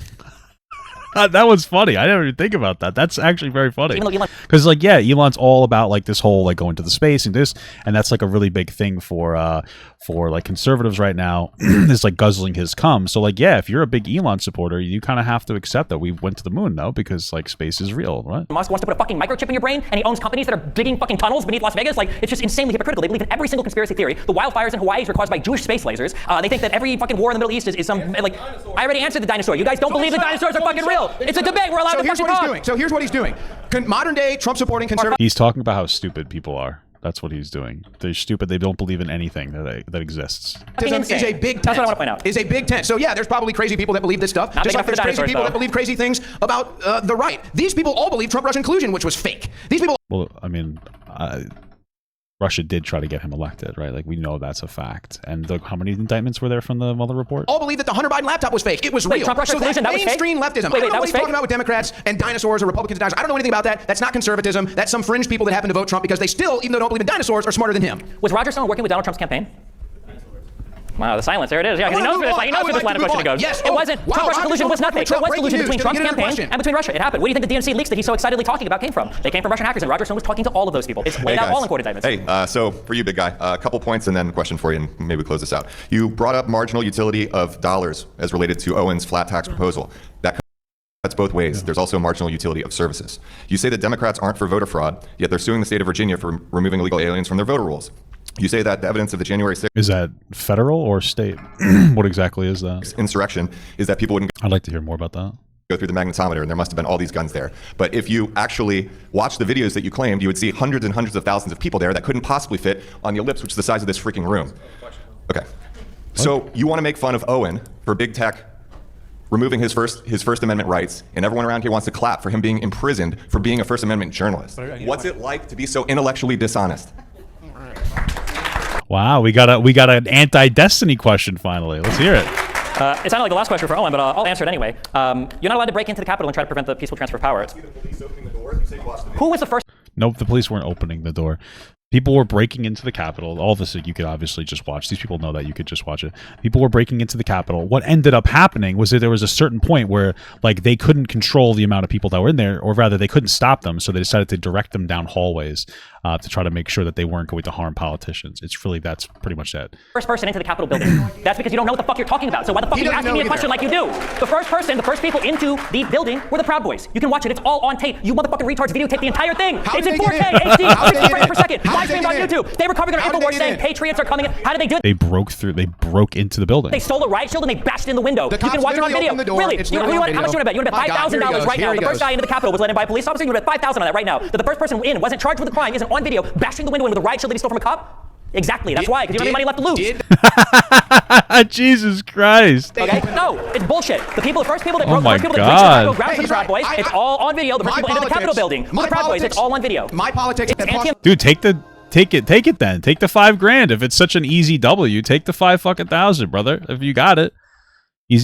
What's going on here? American and treasonous. You hate this country. My politics have cost me everything, and I'm still up here fighting the good fight because I actually love this country, unlike this guy who's lost nothing. He's lost nothing except his integrity.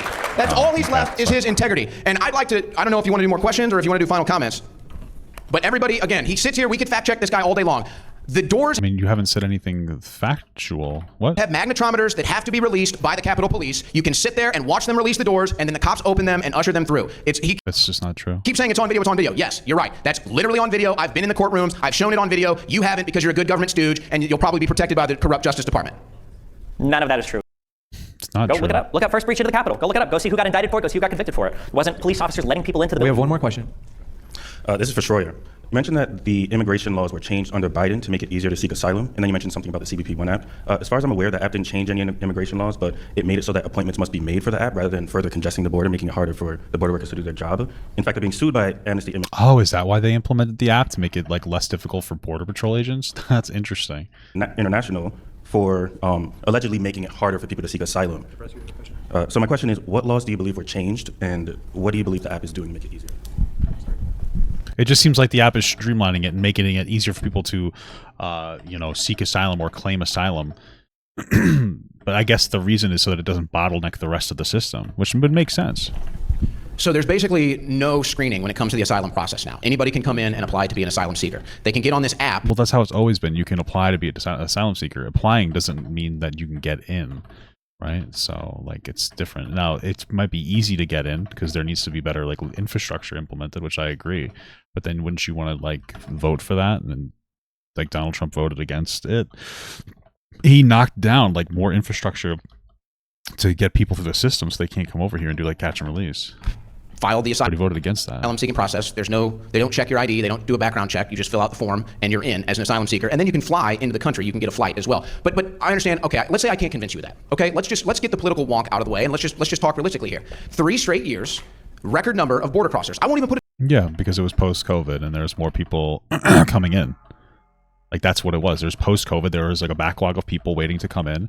There was massive restrictions because of COVID, and so, like, that's why. It's not really a hot take. It's not like this fucking, like, career-ending thing here at all. It's very basic answer. Put a term on them. I won't say illegal. I won't say asylum. I won't say anything. 3 straight years of record number border crossings. That's just. It's not border it's okay. Well, again, it's border interactions, but it's okay. It's a fact. And most of these people come here, if not all, well, probably not all, because a lot of them just escape into the country. Most of these people come here and they get free stuff immediately. You're paying for it. You're paying for their travel. Actually done by Biden to make that easier. Like, what changed? I just told you, they changed the policy. They're not stopping people. Anybody can get in. Anybody can get in. No, it wasn't always the case. You used to have to seek asylum in the country next to you, or you used to have to go up through a background check before you could even get into the court systems and come into this country. They would hold you into a detention center or a prison before you could come into this country. Now they just let you in. That's the big difference. Joe Biden, the Biden-Harris administration. That's why illegal immigration has gone up every single year. There's been a record number of illegal border crossers. That is a fact. And they again, it's because post-COVID. And I wonder if they would even come here if they weren't getting the free stuff. I wonder if they weren't getting the free. There's probably be less of an incentive for them to come here if there wasn't, like, things that would support them. For sure. That's a conversation to have. Yeah. Lodging, the free travel, the free food, everything else, the free welfare. I wonder if they would even come. But again, these are people that are in, like, the legal asylum seeking process. So the best way to go would be to make that process more robust to either affirm or deny their legitimacy here. Here at all. I think if you cut out the welfare state, you cut out the welfare state and the open border, I doubt they even come here at all. And no other sane country on earth would have an open border and a welfare state, by the way. Given time got away from me, we have to jump right into the closing statements. Sorry that we didn't get the last 2 questions. We are going to start it off with Stephen's 3-minute closing. Thank you very much, Stephen. The floor is all yours.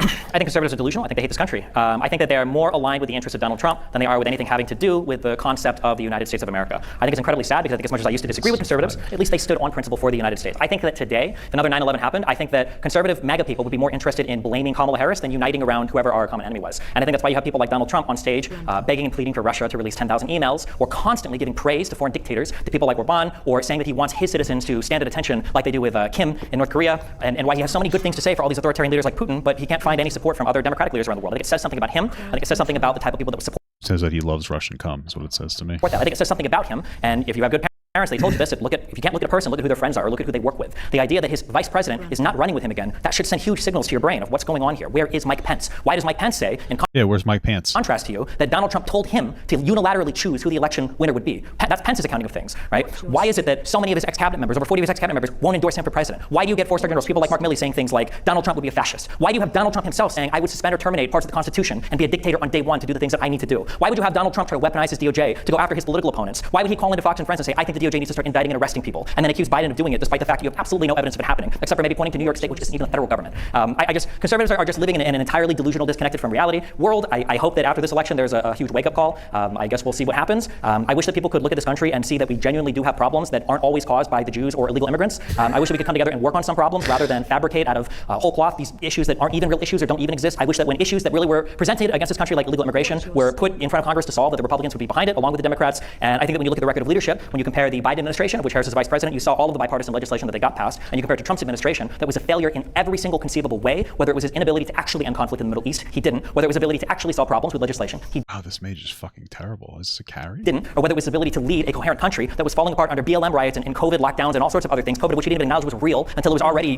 tens or hundreds of thousands of cases in this country. And you can see how much he undermined it, how much that bothered him, because he couldn't even get credit for the vaccine that he so desperately wanted his audience to worship him for. I hope that after this election season, I hope we can come together a little bit better and be better Americans and be on the same team again. Time. Owen, you have 3 minutes.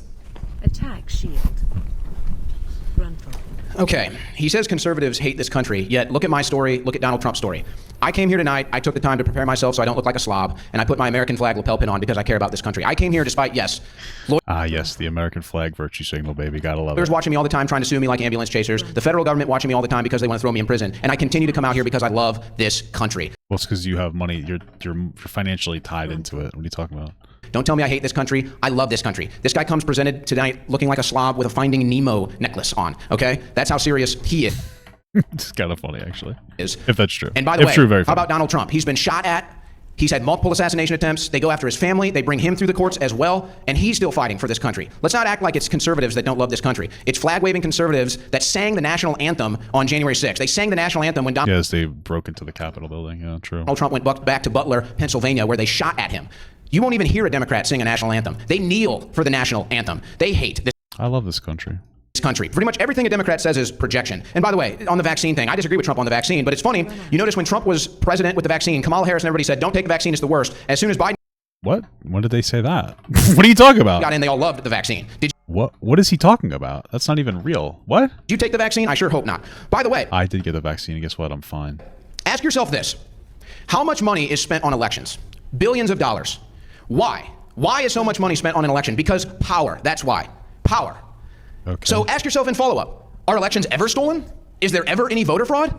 Can you really tell yourself no to these questions? There is voter fraud, but it's not enough to have any impact on the election. Like, that's the thing. That's why, like, that's the reality. There are sometimes things that slip through the cracks. This has been said forever. What are you talking about? Or This are you thing going to sit here and sucks. believe everything the government tells you and everything the establishment media tells you? And you notice that's where he goes with everything. He keeps citing people that work for the government their whole lives. He keeps citing mainstream media talking points. So you can choose to live your life trusting the mainstream media, but guess what? You're going to be the one that's deceived. You're going to be deceived about war in the Middle East, weapons of mass destruction, Russian collusion, the vaccine is safe and effective. You name it. They deceive you on everything, and he comes up here and parrots their talking points and acts like he's put in an effort tonight. And just for clarification, Pence was not asked to decide who the winner was. He was asked to delay the certification. He was asked to take 7 faulty electors. So let's just, again, get that straight. But in closing, I would say this. You have two choices. It's very simple. You can either be pro-establishment, pro-big government, pro-mainstream media telling you what to do, how to live. This is really just an appeal to people to be like, see, we want to change for the sake of it, please. Right? That's like this whole thing. Pro-government telling you what to do, how to live. You can accept that our government and our media has been corrupt for decades. Probably everyone in this room's entire life, our government has been corrupt. This is not a message for the right. This is not a message for the left. This is a message for Americans. We have a corrupt government. We have a corrupt media. That's what we're addressing. That's what we want to overthrow. Those are the people trying to stop Donald Trump. That's why I support Donald Trump, and I hope this reformation with a populist anti-establishment movement in the Republican Party is here to stay. Ooh, yeah, America. Thank you very much to both of Wow. our speakers. Thanks so much for coming out tonight, folks. It's been a true pleasure. Drive safe. If you're watching online, don't forget to hit that subscribe button. And with that, I'm going to hand it over to Sean. Thanks very much, Sean. All right, man, that was an interesting debate. That guy definitely got bent over and fucked in the ass. And you know what? I love gays, so there's nothing wrong with that.